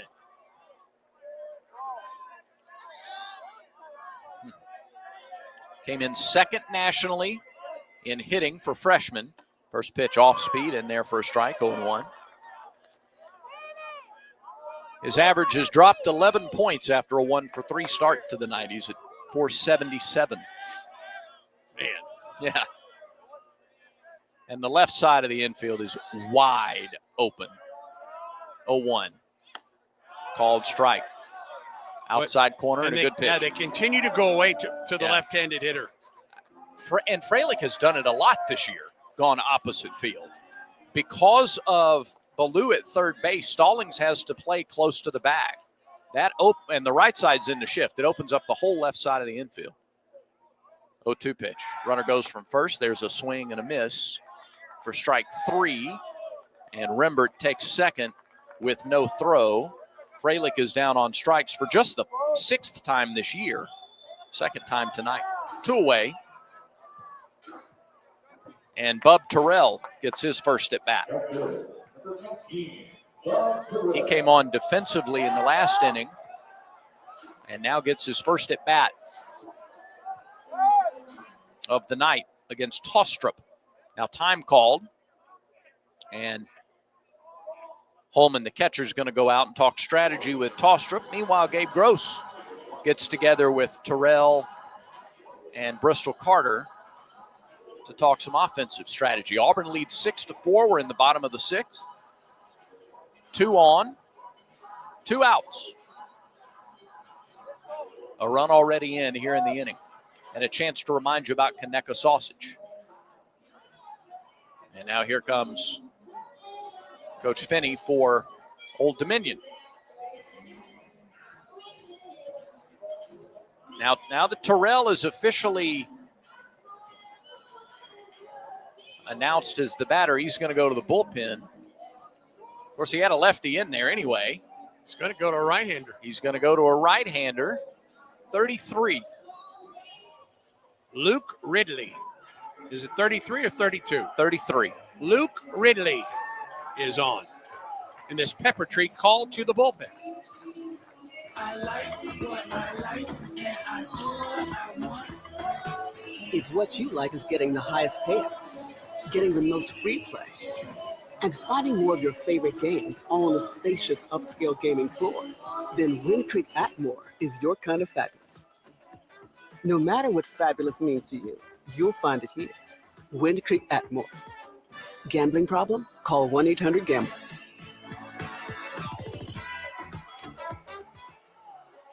Pepper Tree call to the bullpen for Old Dominion, number 33, Luke Ridley, 6'1", 212, right-hander, a redshirt junior from Gainesville, Florida, from Newberry High School, Polk State College, and the College of Central Florida.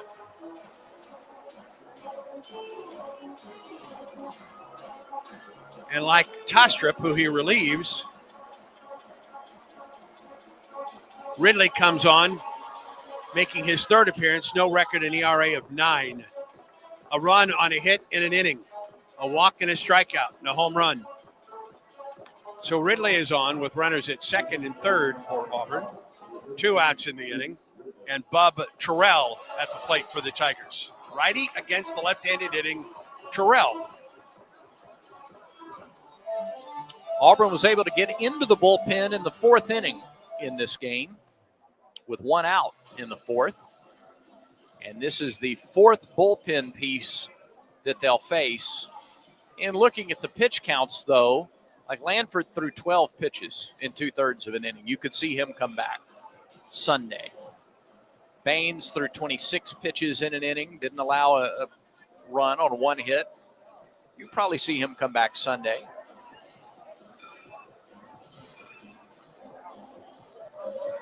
Right now, though, Auburn trying to cash in, runners at second and third with 2 outs. And Bub Terrell get his first at bat of the game. Klepsch started in right. Recorded his first Auburn hit in his last at bat. Finishes the game 1 for 3. And so Bub Terrell strides to the plate.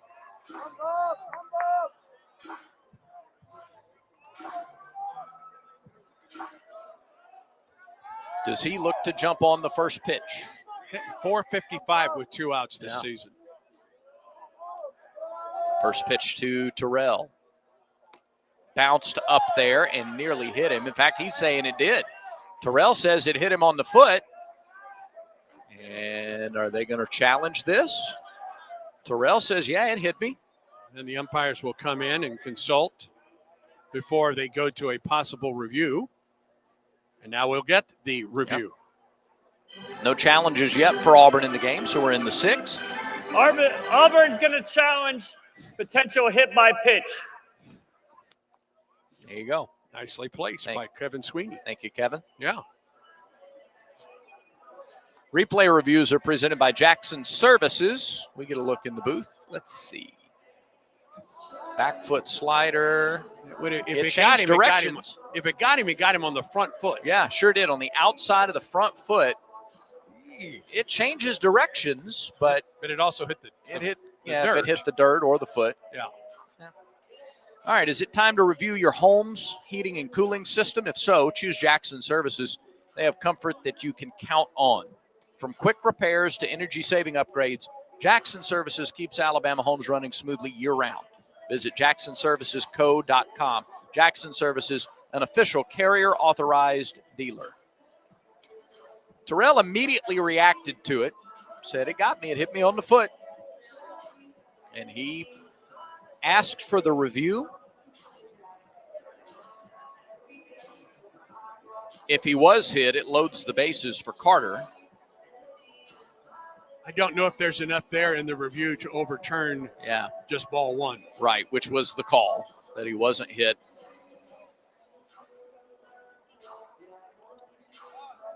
I think the angles we have seen are the ones, I don't know if there's anything other than that. Of course, you go to centralized review starting next weekend with conference play. Vanderbilt in here next weekend to open SEC play. Before that, we go up to Madison for a Tuesday night game against UT Martin. Good to be in the home of the Trash Pandas. Understand there are tickets available still for that game. So if you are an Auburn fan listening in the Huntsville, Madison area, you can go to tptix.com, we understand, and get your tickets for Auburn and UT Martin up in Madison Tuesday night. This is a long review. Yes, it is. It's a big point of the ball game, friends. It is. Yeah, bases loaded. Potentially on the line here. All right, here come the umpires. They've emerged from their replay room. After review, the call on the field is no hit by pitch. We have a count of 1-0. Okay. Auburn still has one challenge left. There you go. Well, it was close. Well, that's a pretty good angle that showed it skipped past the foot. So, looks like the right call. Well, it barely missed him. Yeah. But looks like a pretty good call. Now, 1 ball, no strikes the count with runners at second and third. Pitch. Upstairs. 2 balls, no strikes from Ridley. Right-handed hitting Bristol Carter on deck. They can afford to be careful with the left-hander Terrell at the plate. A base hit would double the lead. 2-0 pitch. Swing and a miss at a fastball. He was on a fastball count. He was sitting fastball. He just didn't catch it. 2-1.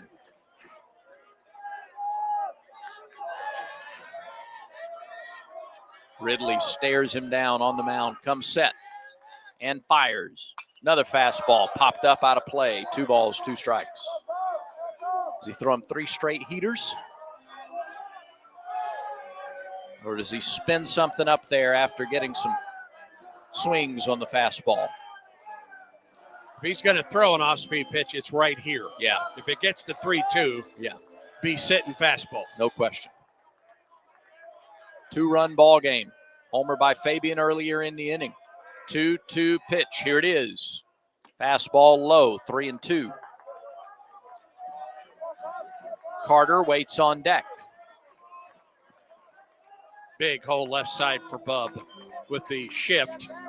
The shortstop, where the second baseman will be shading up the middle. The payoff pitch with 2 outs. Threw him a curveball and he missed high. How about that? Ball 4. Bases loaded. Well, he wasn't going to give in to the fastball hitter, was he? No, he was not. So they're loaded for Carter. Carter's 1 for 3. I'm glad to see Bub take that pitch, yeah. too. He has shown some pretty good discipline as a freshman this year. Ridley against Carter with 2 outs and the bases loaded. Talk about a huge opportunity. Ridley steps off.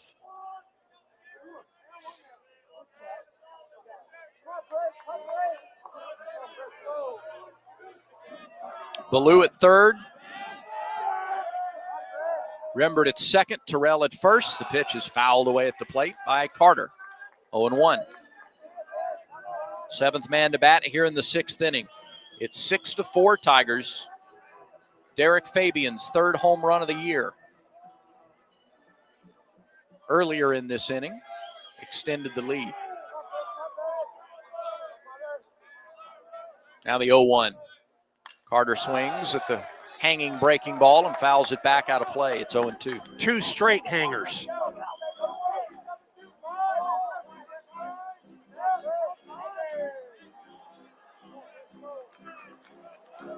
See if he tries to challenge him with a fastball to polish him off. Left fielder Waters plays deep. The 0-2. Fastball fouled away right side. He tried to sneak it by him at 91.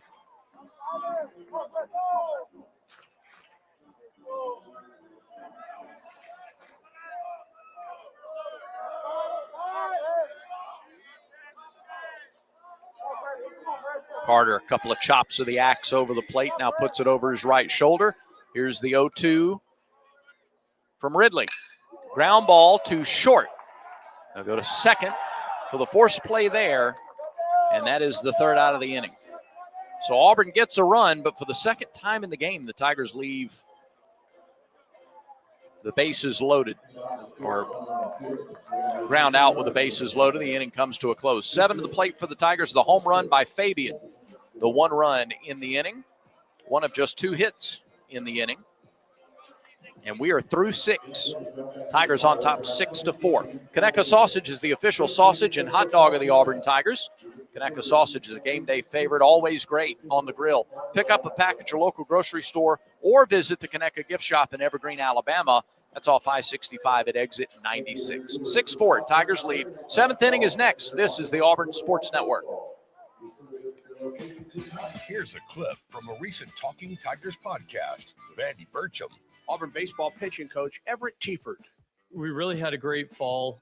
I love what we did as far as trying to grow as a group, which I think was definitely a point of emphasis for us. You know, we did morning practice where, you know, coaches went and had breakfast with the guys. So we really spent a lot of time really bringing our guys together. We had them at our houses. You know, I had all the pitchers over to my house. Gabe had all the hitters over to his house.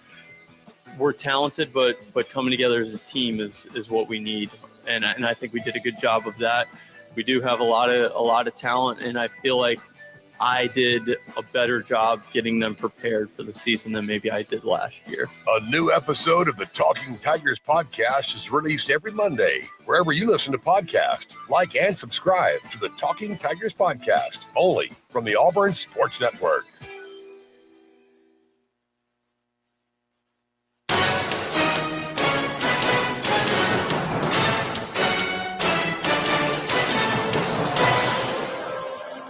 Auburn leads Old Dominion in the series opener 6-4 as we go to the 7th inning.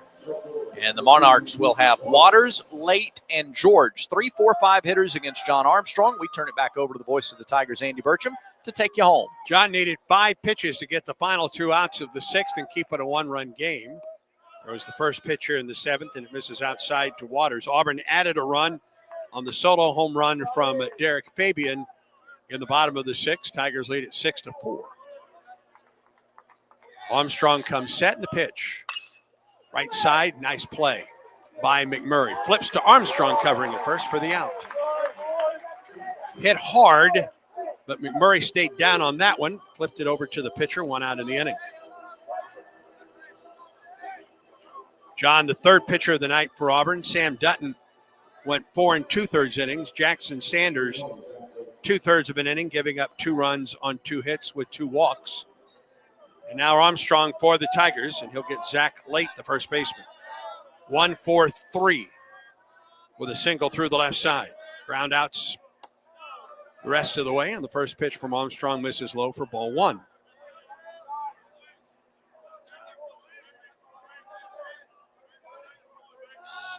Stretch and the pitch. Drops in for strike 1. A ball and a strike to Late.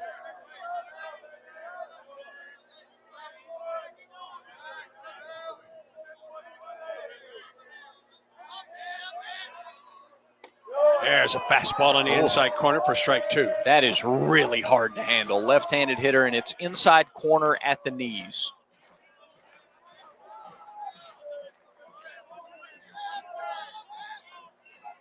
There's a ground ball to the right side. 2 hops to Renberg. Charges, fields, and throws. 2 outs.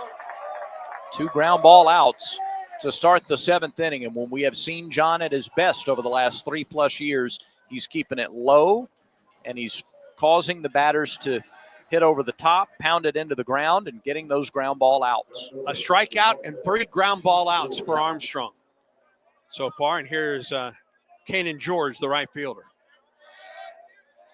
2 outs and nobody on in the 7th. The pitch floats in for strike 1.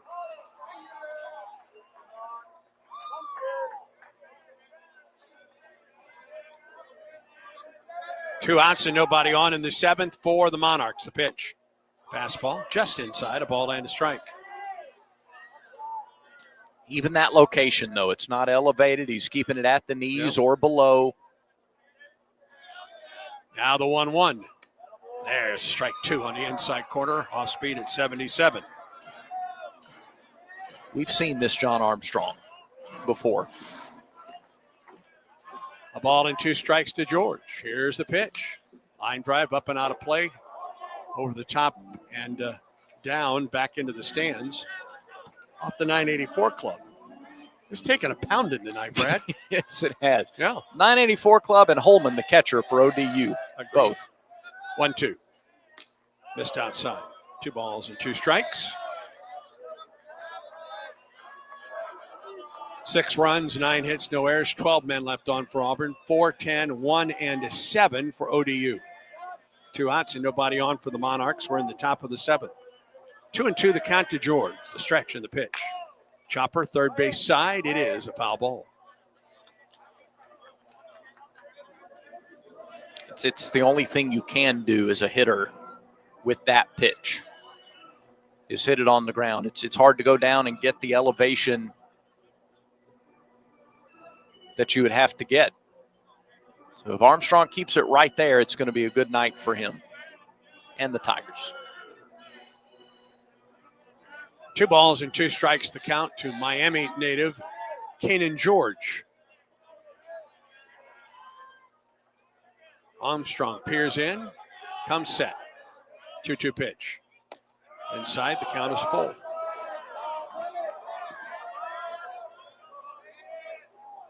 Maverick Stallings waits on deck. 3-2 to George. Here's the pitch. Swing and a miss. He struck him out. Second strikeout of the night for Armstrong. The K-Counter presented by Kia of Auburn, where you're always number 1. 5 up and 5 down against John Armstrong. 7th inning stretch time at Plainsman Park. Auburn 6, Old Dominion 4. And Auburn baseball continues in a moment. Strike out ants, termites, and other pests with a call to Cook's Pest Control. Cook's proven pest control methods and superior termite control system keep your home safe and are backed by a 110% satisfaction guarantee. As the weather gets warmer, your spring cleaning isn't done until you call the official pest control partner of the Auburn Tigers, Cook's Pest Control. Looky, looky, looky, here comes Cookie, Cook's Pest Control. Let's huddle up and make things happen with the only cards for the Plains. The Auburn University Regions Visa Debit Card and prepaid Regions Now card. They're a win for your wallet and a big war eagle, whether you're purchasing stuff for game day or every day. Want to go all in on confidently showing your Tiger pride? Order your card now at regions.com/go Tigers. Regions, official bank of the SEC. Member FDIC. Terms, conditions, and fees apply. This game recap is presented by Regions Bank. Regions is a proud partner of Auburn University and the official bank of the SEC. A run for Old Dominion in the first. Auburn didn't have a hit until the 3rd. Tigers scored 3 runs in the 3rd. 2 more in the 4th. Old Dominion with runs in the 5th. 2 more in the 6th. Made it a 1-run game. Derek Fabian hit his 3rd home run of the season in the bottom of the 6th. And John Armstrong, Auburn's 3rd pitcher of the night, has set down all 5 men he has faced. And the Tigers lead Old Dominion 6-4 as we move to the 7th, the bottom half of the 7th, and the top of the Auburn order. Snow, McMurray, and Irish against right-hander Luke Ridley, who goes to work the pitch. Snow takes it a little bit high for ball 1. Crowd has thinned just a bit, Bradford. It has. Now the 1-0 pitch. Drops low. Some of the students may have are going to take their spot in camping for tonight for overnight for the Auburn-Alabama game tomorrow. 2-0 pitch to Snow from Ridley. Here it is. All 3 outside. We're on the air tomorrow at 1 on Senior Day for, I believe, 6 of the Auburn players and some managers as well. 3-0 to Snow. Down the middle with a fastball. 3 balls and a strike. Yeah, not everybody who's classified as a senior will go through, because like Dylan and Janai went through last year. And Chris Moore. Moore went through it last year. So 3-1 to Snow. Ball 4, Walker. Good Just start. outside.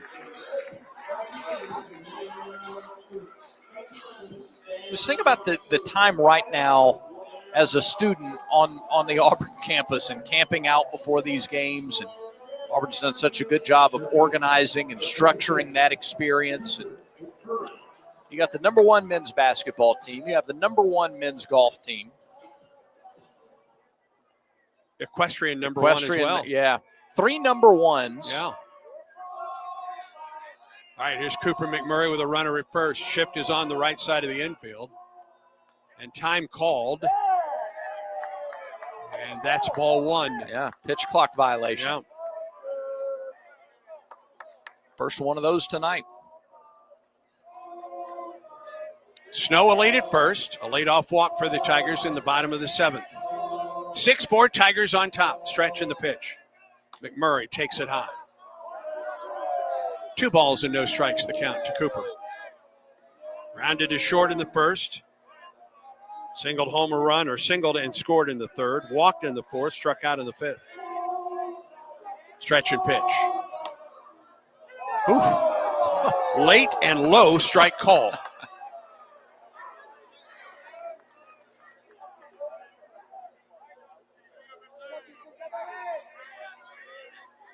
Two balls and a strike to the Auburn first baseman. Stretch and the pitch to McMurray. Here it is. Fly ball into deep right center field. Back at the warning track. And caught just on the edge of the warning track by the right fielder, George. Just got underneath that one. Off the bat, everybody here thought it was out of the ballpark, except maybe George in right field. Just off the end of the bat, just enough to keep it in the ballpark. George ran it down at the warning track. McMurray with a wry smile as he goes back. He knows how close he almost hit one. Well, he hit one out last time, but just hit it foul. And Chris Finwood is out. That's going to be enough of Luke Ridley. So 1 out, a runner at first for Old Dominion in the 7th.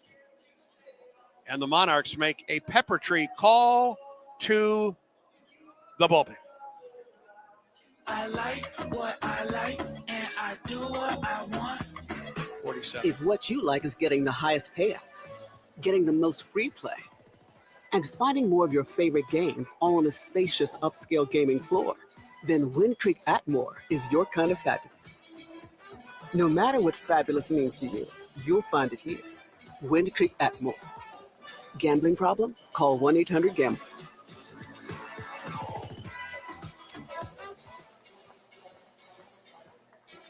The new pitcher for Old Dominion's number 47, Tyler Stott, a 6'4", 205-pound junior right-hander from Las Vegas and Desert Oasis High. Stott, S-T-O-T-T, 0-1 with a 3.86 earned run average in 3 appearances. Just 2 1/3 innings. 3 hits, 1 run. No walks, 1 strikeout. Teams have gone 3 for 10 against Stott in his 3 outings this year. He has hit a batter, no doubles, no homers allowed, no wild pitches. Stott is the 6th pitcher of the game for Old Dominion. Ridley goes 2/3 of an inning, walks 2, no hits, no runs, no strikeouts. He faced 4 batters. He threw 19 pitches, just 9 of them for strikes. Stott's first man to face is Ike Irish.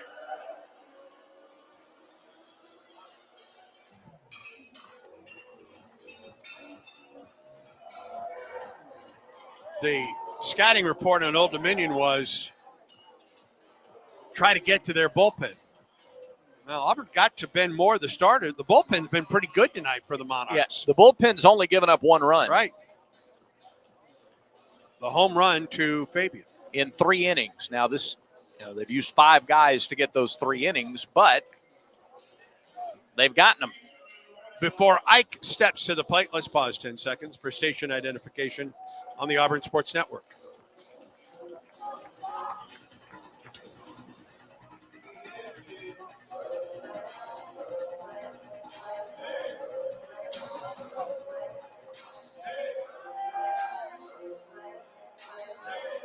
Irish is 0 for 2 on the night with a couple of walks. He is the first one to face Tyler Stott. Big right-hander stretches and pitches, and Ike takes it low and inside for ball 1. Yellowwood scoreboard, UAB beat Winthrop tonight 9-7. And Greenville, South Carolina playing one of those round-robin or multi-team events. They keep on winning. 1-0 pitch. Irish chops it back to the pitcher. His play is to first, in time for the out. Snow goes to second, and he's there with 2 outs in the inning. And here's Derek Fabian. He's been on base 3 out of the 4 times tonight. Hit by a pitch in the first. Singled home a run and scored in the third. And hit a solo home run in the 6th, just in front of the pitch clock out there. Fabian now with 3 homers and 17 runs batted in. Snow down at second base. The pitch, and Fabian takes it low for ball 1.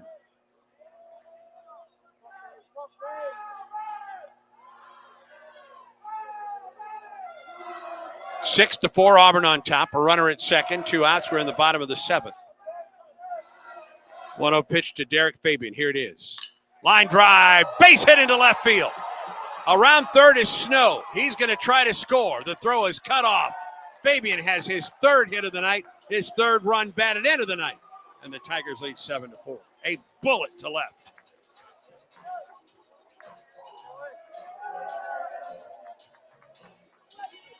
Now the leadoff walk comes back to haunt the Monarchs. Sure does. And Fabian just continues to swing such a hot bat. It was a breaking ball, outer half, but at the knees. It hung up just a little bit.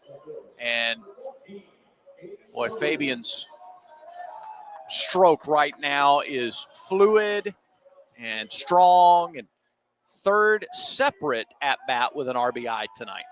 Here's Cade Ballou. The pitch on the way. Swinging a drive into left center field. That's down for a hit. Fabian holds up at second as Aiken gets the ball back to the infield. And Ballou's been on base 4 times now tonight. Had been hit by a pitch twice and walked. That's his first hit of the night. Fabian into second base, and Chris Rembert to the plate for the Tigers. Auburn leads at 7-4. We're in the bottom of the 7th. Fabian's 2nd 3-hit game of the season and 6th of his career. How about Eric Snow at the top of that order, scoring 3 times tonight? Yep. Pitch to Rembert, misses low for ball 1. A leadoff walk for Snow. He scored the inning's only run thus far. RBI single for Fabian. Ballou with a single there at first and second with 2 outs. Now the 1-0. Rembert takes it outside for ball 2. Auburn men's basketball tomorrow against Alabama at 1:30. Our coverage starts at 1. Auburn baseball tomorrow evening against Old Dominion in game 2. 5 o'clock start. 4:45 broadcast time. 2-0. Bounces up there. 3-0 the count to Rembert.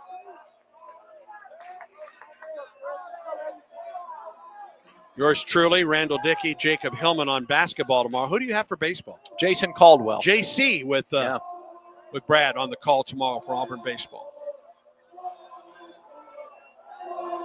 3-0 the count to Rembert. Stretch in the pitch. Taking all the way and took it outside. It's a 2-out walk and the bases are loaded. Fabian to third and Ballou to second and Rembert to first. And here's Chase Fralick. Andy, just another one of these games where everybody's doing something. Everybody has a hit or an RBI that started the game. And Bub Terrell walked in his first at-bat. So, again, it's not one guy or 2 guys who are carrying it. It's not one giant inning. It's just this consistent attack. Chase Fralick came to the plate, and Chris Finwood is out of the dugout for Old Dominion. He's checking the number of visits, maybe. And he greets Stott and Holman at the mound. Didn't pull the infield in, so he's not making a change. He's talking strategy with 2 outs, bases loaded, and Fralick at the plate. You know, I'm not sure that's Well, Chris maybe. Finwood. That may be the Yeah. pitching coach, Mike Marin.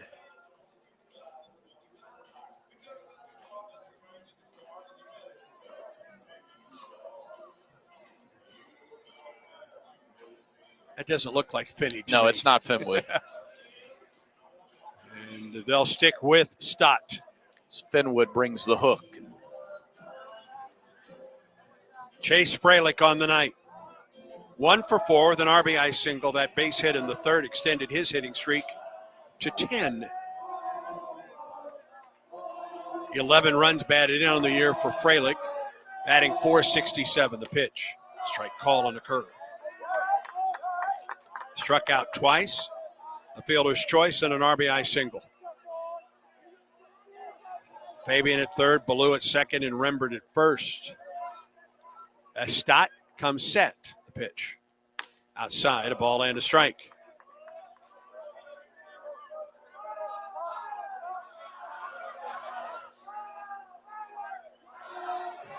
Two outs. A run home for Auburn in the inning. Tigers up 7-4. Bases loaded. The pitch. Fralick slices one down the left side onto the Tiger Terrace, where it bounces out of the ballpark. Youngster gives a mad chase for that baseball. He's going to win it. There's nobody else out there. No, that was jam-packed earlier tonight. Right. But he has his baseball now. Yeah, baby. A ball and 2 strikes to Fralick. Stott comes set. The pitch. Fralick just got a piece of that one and fouled it to the backstop. Chase doesn't take a back seat to anybody in reaching for balls that are below the knees. He can go down in the zone and even below the strike zone to make contact.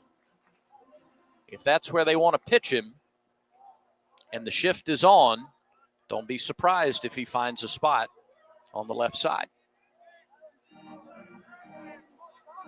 Bases loaded, 2 outs, bottom of the 7th. A ball and 2 strikes to Auburn freshman DH Chase Fralick. Stott stretches, pitches. Just got a piece of that one. That one may have got a piece of the home plate umpire, too. Auburn at Old Dominion tomorrow evening at 5. And the series clincher on Sunday at 2. The series finale before Auburn goes to Madison to play at Toyota Field Tuesday night at 6 against UT Martin. 1-2 pitch. Fralick pops it up. Left side slicing into foul ground. Is there room for Stallings? Nope, it bounces off the screen. And then after that game Tuesday night, oh, by the way, Vanderbilt comes calling. Conference play. You betcha.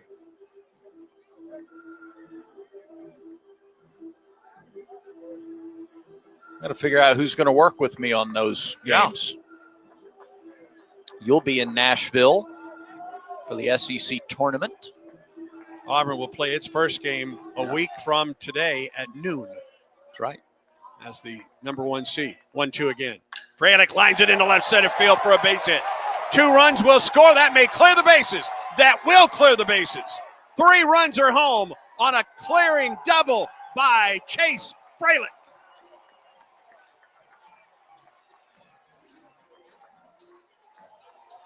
Rembert was flying around the bases from first base. 4th double of the year for Fralick. And 4 runs batted in on the night. Well, they wanted it outside. It was at the knees and over the middle of the plate. And he went to left center. 3-run double for Rembert with 2 outs in the inning. He's down at second base. Auburn now leads 10-4, and here's Bub Terrell. Boy, Fralick just continues to hammer the baseball. Outside, ball one to Bub. Walked back in the 6th. Came on, took over in right field for Klepsch. This is his second at bat in as many innings. 1-1. Popped up left side. Now that makes it 1-1. A 2-out, 2-strike, bases loaded double. And he fouled off how many pitches with 2 strikes? 3 or 4? Yes. Then got one and he laced it into the gap in left center. A ball and a strike to Terrell. Stretch and pitch. Foul back. Off speed. A ball and 2 strikes now to Bub.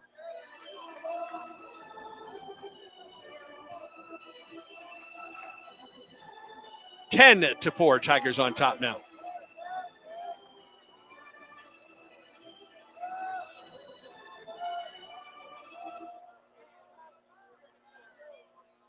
One-two pitch. Ground ball left side, shortstop. Fields and throws to first, and Terrell is retired, and the inning comes to a close. Auburn scores 4 times in the inning on 2 base hits, no errors, a man left. We're through 7. Auburn 10, Old Dominion 4. And this is the Auburn Sports Network. Big eating in Auburn and Opelika means Big Mike's Steakhouse. Famous for high-quality steaks cooked to perfection on an open-fire grill served in a relaxed, rustic atmosphere. It's happy hour at Big Mike's every Wednesday and Thursday from 4 to 6 and half off select appetizers, draft beer, and well drinks. And don't forget, a Big Mike's gift card will always be the perfect gift for Big City Steak in your hometown. It's Big Mike's Steakhouse in Auburn at Shigjord Parkway and Wire Road. Southeastern Industrial Contractors offers the path to a productive and successful career for hard workers of all ages, especially young people looking to jump straight into the workforce. Southeastern Industrial Contractors is now hiring for great-paying skilled trade positions. Managing partner Derek Harville is a proud Auburn University graduate with deep roots in the community. Give him a call at 334-209-6355 to learn more. Southeastern Industrial Contractors, 334-209-6355.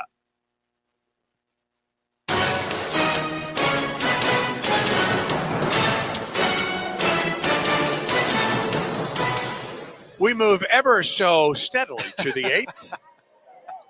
Maverick Stallings, Kyle Edwards, and Evan Holman, the scheduled 3 to face John Armstrong, who set down all 5 men he has faced, a couple strikeouts and 3 groundouts. Auburn has lengthened this lead to 10-4. And SeatGeek makes it easy to find tickets so you can be a part of all the celebrations this season. Whether you're buying or selling tickets, SeatGeek is the place to do it. SeatGeek, the official ticketing partner of the Tigers. Expect the expected. SeatGeek. Maverick Stallings will lead it off. 1-4-3 on the night with a single. His first look at Auburn right-hander John Armstrong, who stretches and pitches. And it misses low for ball 1. Walker Kessler tonight, Utah Jazz got a win. 18 points, 28 rebounds, 8 blocks. How about that? 1-0. Chopper left side. 2 hops, Snow to first. 1 out. Smooth. Sure was. Smooth. And a pretty good little arm there, too. Yeah. He just reached out, snatched it, side glove, and then hummed it over to first. Good. 1 out. Here's Kyle Edwards. Been on base twice, singled in the 2nd, double play in the 4th, walked and scored in the 6th. Stretch in the pitch. Fly ball into center. Ballou, or rather Carter back, just shy of the warning track, makes the catch. That's the first fly ball out that Armstrong has allowed, but he has set down all 7 men that he's faced. 2 outs. And with the exception of George, who he struck out after a couple of, probably 7 or 8 pitches in the at-bat, it's been early contact. 2 down, and here's the catcher, Evan Holman. So 7 batters, 22 pitches. Pitch. Outside, ball 1. Strikeout, ground out, strikeout, ground out, fly out. That's the 7 outs recorded by Armstrong, the pitch. Fastball on the outside corner for a strike.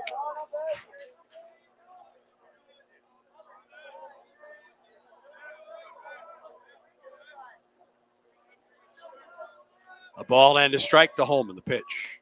Just off the outside edge, 2-1.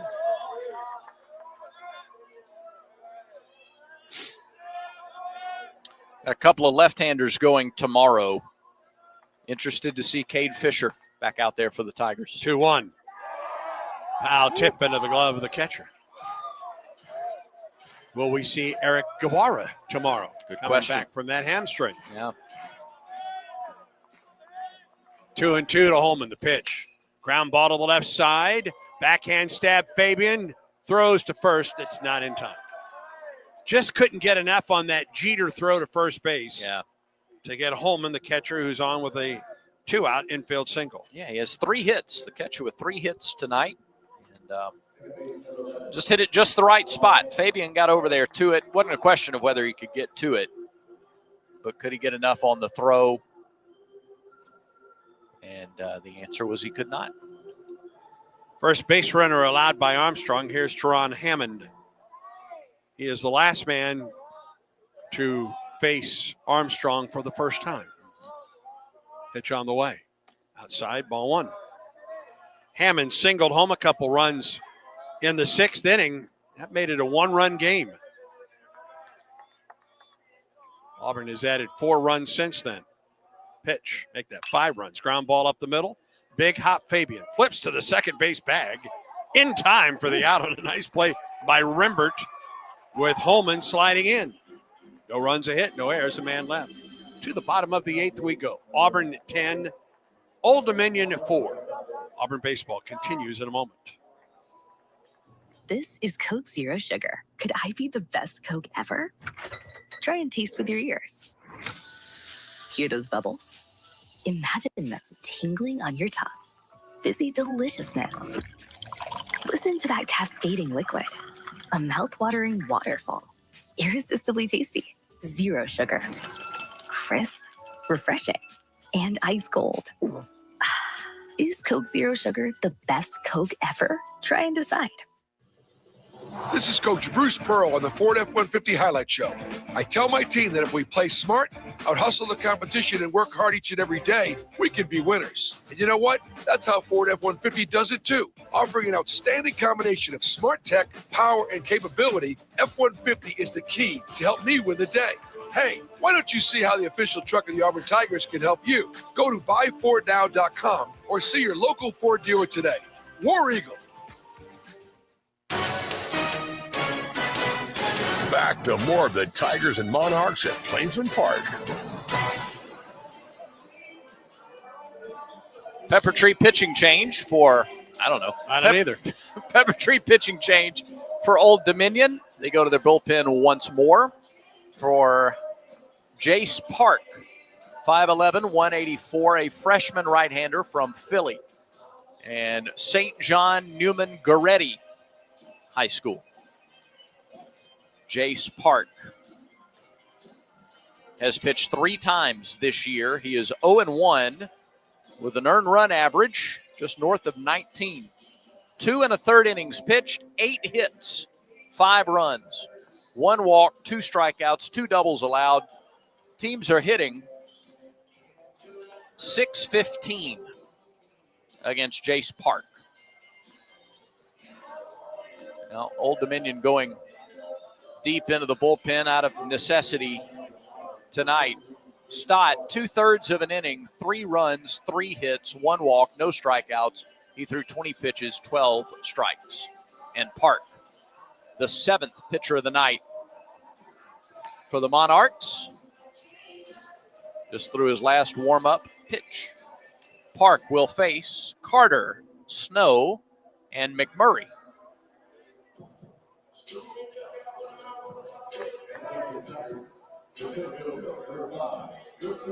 Bristol 1 for 4 on the night. Singled and has scored in the 4th. Struck out, lined out, reached on a fielder's choice. Jace Park winds and fires. And it misses low for ball one. 10-4, Auburn leads it. We're in the top of or the bottom of the 8th. Now the 1-0. Drops low. 2 balls and no strikes to Carter. Top of the order, and Eric Snow waiting on deck.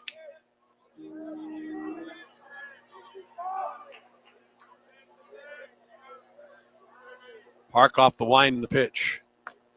Inside corner for a strike.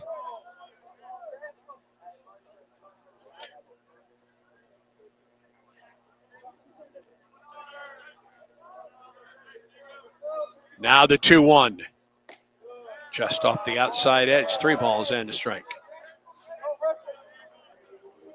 Auburn got the leadoff man on in the 7th. He scored. Got the leadoff man on in the 4th. He scored. Leadoff in the 3rd. 4 times. And the leadoff man on in the 8th. Yeah, that's now 5 times that the leadoff man has reached for the Tigers in this game. And in 3 of the other 4 times, he's come home to score. Hey, hats off to the cheerleaders. They've been here for a long, and they're still here cheering. Yeah. Tonight. They've got a big day tomorrow. All right, here is Eric Snow, runner at first, and nobody out for Auburn in the bottom of the 8th. Carter gets his lead, the pitch. Outside.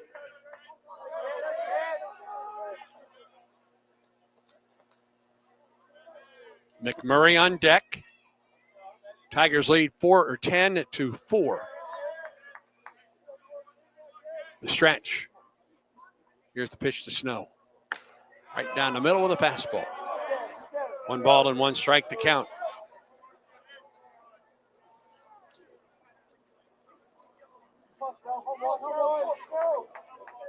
The stretch. And the 1-1. And there for strike 2, off speed delivery.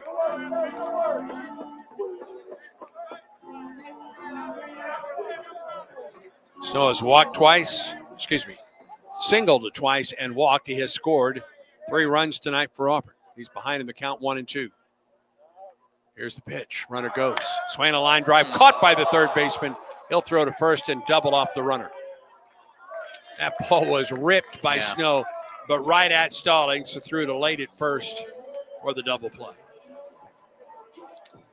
Yep, that's where sending the runner backfires. Calculated risk. 2 down. And here's McMurray. You're a couple inches away from a run scoring, and you've got one down in the corner, and Snow's at second or third. Exactly. Here's McMurray with the bases empty. The pitch. Cooper swings and misses. Leads Auburn with 4 home runs, 16 runs batted in.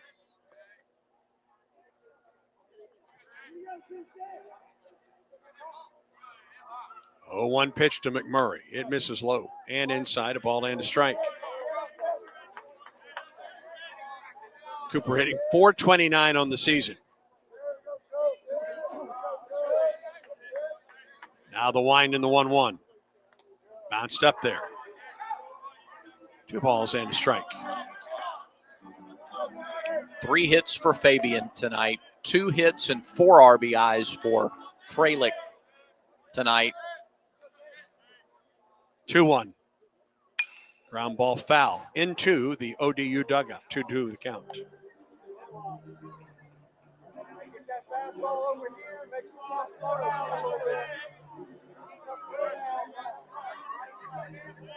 Two balls and 2 strikes to McMurray. 2 outs and nobody on for Auburn.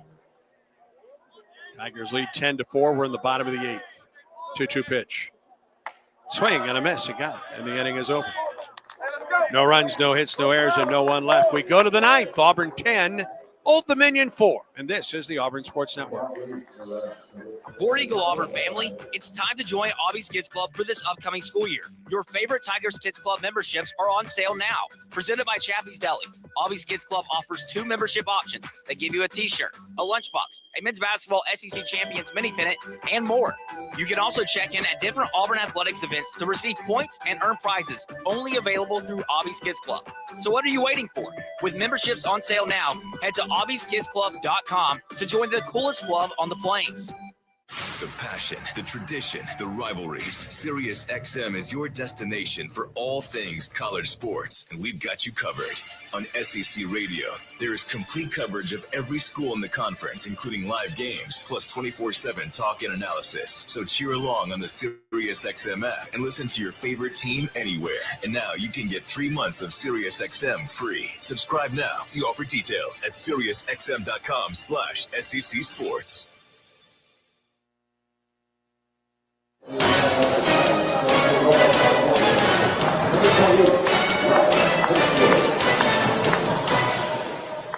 Auburn needs 3 more outs to take game 1 of the series here against Old Dominion. 10-4 is your score as we go to the 9th. And a Wind Creek call to the bullpen for the Tigers. Ryan Hetzler is on to try to get these last 3 outs. Hetzler out of Corona, California, a transfer from Cal Baptist. He was the shutdown closer for Cal Baptist a year ago, his freshman season. He's 5'11", 176, a sophomore right-hander, had 4 saves with Cal Baptist a year ago. This year for the Tigers, 3 appearances, 3 innings, 1 hit, 1 unearned run, no walks, 2 strikeouts. Teams have gone 1 for 10 against Ryan Hetzler. No record, no earned run average. Last year was 5-1 with a 2.59 ERA and those 4 saves. Made a pair of 1-inning appearances in Arlington.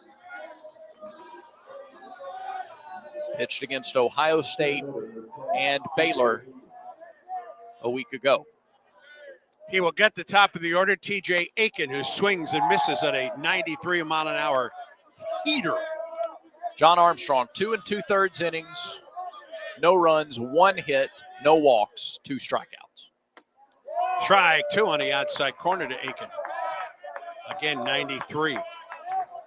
Aiken, Morales, and Waters, the scheduled 3 for the Monarchs. 0-2. Swing and a miss. Ooh. 3 fastballs at 93. And a strikeout for Hetzler. K-counter presented by Kia of Auburn, where you're always number 1. 7th K of the night for Auburn.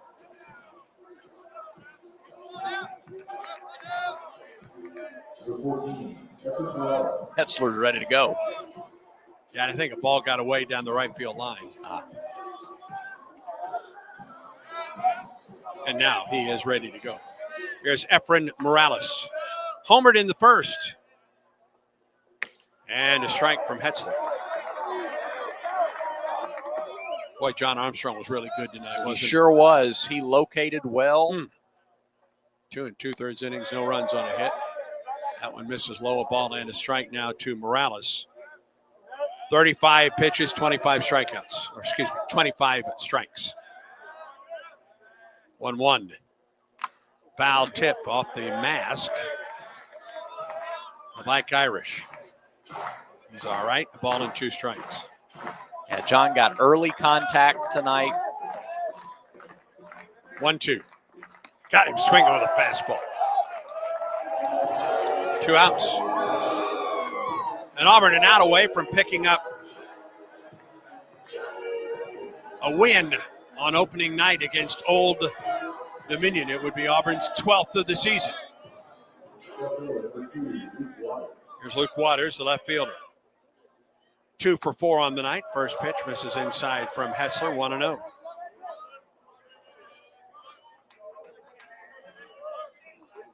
One-0 delivery. Fouled back to the screen, a ball and a strike. Singled in the first, a strikeout in the third, singled in the 5th, and tapped out to the first baseman in the 7th.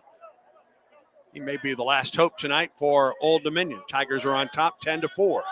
2 outs, top of the 9th. Nobody on, the 1-1. Fly ball into deep left center field, long run for Ballou. He's there, and that's your ball game. Auburn wins on opening night against Old Dominion. Auburn 10, Old Dominion 4. Stay tuned, Auburn baseball continues in a moment. I like what I like, and I do what I want. If what you like is getting the highest payouts, getting the most free play, and finding more of your favorite games all in a spacious upscale gaming